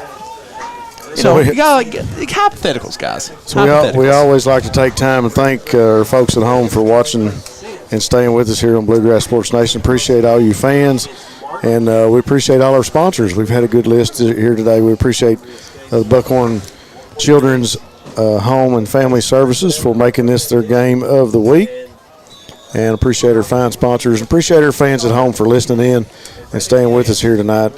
Bobcats controlling this one 55-21 with 2 minutes and 15 seconds left. Collett, 2 receivers to his right, 2 receivers to the left. Short throw over to number 10 at the sideline, and he's rode out of bounds. This looks like what Leslie County came out early in, attacking that short, intermediate 6 to 8 yard passes. Yep. They know what they're good at, and they don't want to get away from it. They've been very successful at that too, and they looked good in a lot of different offensive sets here tonight doing that, and made the Bobcats defense pay a couple times with those short passes. It looks like we may have had a eagle jump off sides. Maybe looked like encroachment on the defense. Yeah. It's like someone was lined up in the neutral zone. Nose guard, I believe. Yeah. 1:42 on the clock, 55-21 your score. So Leslie County with the ball on the 47-yard line on the left hash. 2 receivers each side, empty backfield. Collett sits back, looking to throw. He's going to get almost tripped up, still got the ball, still on his feet as he goes out of bounds around the 45-yard line in Breathitt territory. Brings up a People's Bank of Jackson first down for the Eagles. I'm not too sure. The chains were a little messed up there. Yeah, People's Bank of Jackson first down. Now we're getting the down marker to match what I thought. Yeah. Waylon Abner super close to almost tacking on would have been a sack. I think Collett was behind the line of scrimmage on that play. Collett sits back, looks to throw, looking down the field, flushed out of the pocket again, chased down by Abner and Barnett, and Collett will take a slide to the turf. You know, you all mentioned earlier that Collett is this team's leading rusher, and after watching tonight, I completely understand why.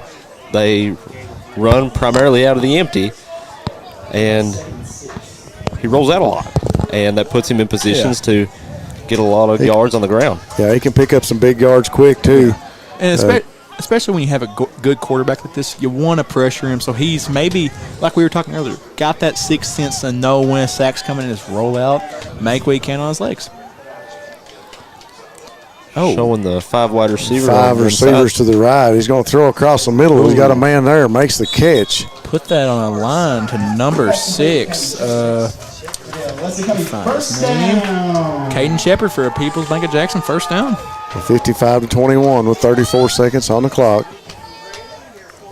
Appreciate you fans being with us on Bluegrass Sports Nation, watching the game between the Eagles and the Cats here tonight. 5 receiver set again to the right for Collett. Sits back, same play. He's looking deep. He's going to throw, look like a little screen pass intended for number 10 is incomplete. Yeah. Remind everybody that the Bobcats will be back in action again next week at home against Danville. Another district game. 16 seconds on the clock. Ball spotted on the left hash. Oh, wow. Ball on the 22-yard line, looks like. 55-21 is your score. Collett brings the play into the huddle.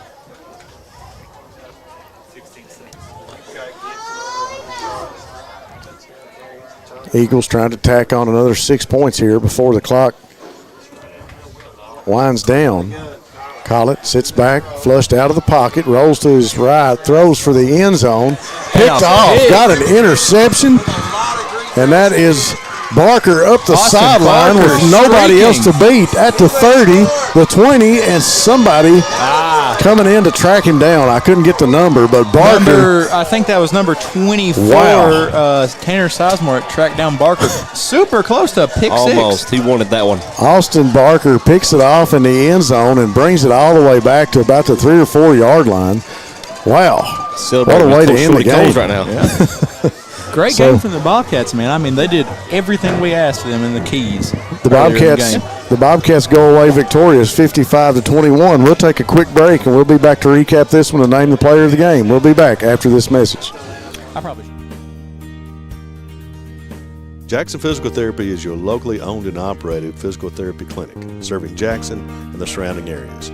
Owned by Colby Watts, Jackson Physical Therapy has a talented and experienced staff ready to meet all your physical therapy needs. Jackson Physical Therapy is a proud supporter of our local youth and sports teams. Call JPT at 666-9293 to schedule your appointment today and let us improve your quality of life.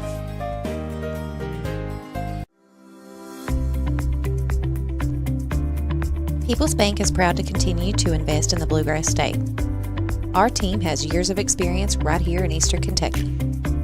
By partnering with People's Bank, we provide solutions, not just products. Our vision is to be the best community bank in America, and we would love a chance to earn your business. People's Bank, working together, building success.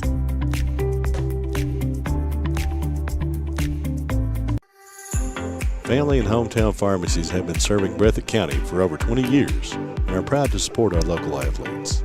They are hometown owned and operated by Portia and Everett Dunaway. Portia and Everett want you to know that family and hometown pharmacies are here for you. Now offering 2 ways to fill your prescriptions. Use the Refill Quick app on your smartphone or give them a call at 666-5519 or 666-5503. All right, folks, we are back from Hyden. The Bobcats victorious in the Buckhorn Children and Family Services game of the week over Leslie County, 55-21 your score. And we just listening to some of the stats, the Bobcats with 384 yards on the ground. Not for certain how many of those were Gibson's, how many of those were Eli Thomas's, but both of those guys having some good games. Also, you know, we had John Carter Holland and Braden Barnett both with some yards, but 384 yards amassed only on the ground in the Children's and Family Services game of the week. And we appreciate Buckhorn for Say it again. I think we got disconnected.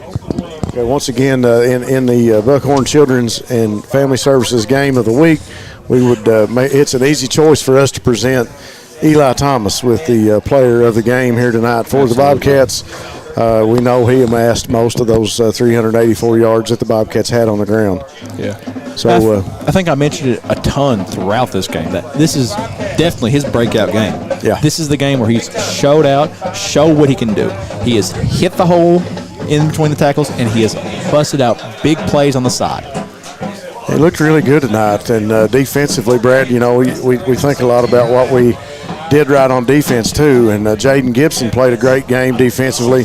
We had a number of guys that showed up and showed out, but defensively, if you don't shut down Landry Collett in the backfield, it's going to be a long night. Oh, yeah, and it definitely appeared that way in the first quarter. They seem to be having a lot of success on the air. I believe they scored once, maybe twice in the first quarter. I can't remember it for sure. But later on, they only held them to one score the rest of the game. And starting the second quarter, the Bobcats were having a lot more success in the pass rush, getting Landry Collett more rushed.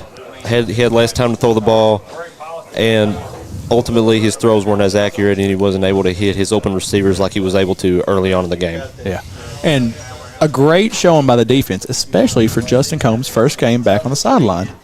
Yeah. I mean, I know him down there. He wished the score was 55-0. Yeah. But, you know, you can't not be proud of this defensive unit. They have come a long way since we first started covering them, and they've developed well. And this is the kind of defense you want to see late in the year. The kind that will, you know, come up, make tackles, and jump a few routes, almost get a few picks, and especially make turnovers happen.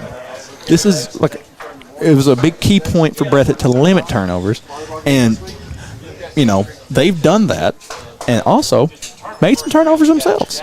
Well, the Bobcats with a big victory, 55-21, that would solidify them as second in the district right now, and they'll take on Danville at home next week at 7:30.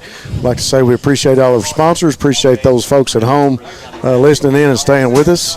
Even though I think we've lost connection, I'm going to say thanks for watching, folks, for Darren Back, Evan Miller, Bradley Hall, our esteemed camera person, Elizabeth Miller, I'm Rob Hounshell. We will see you next week from Breathitt High as the Bobcats take on Danville.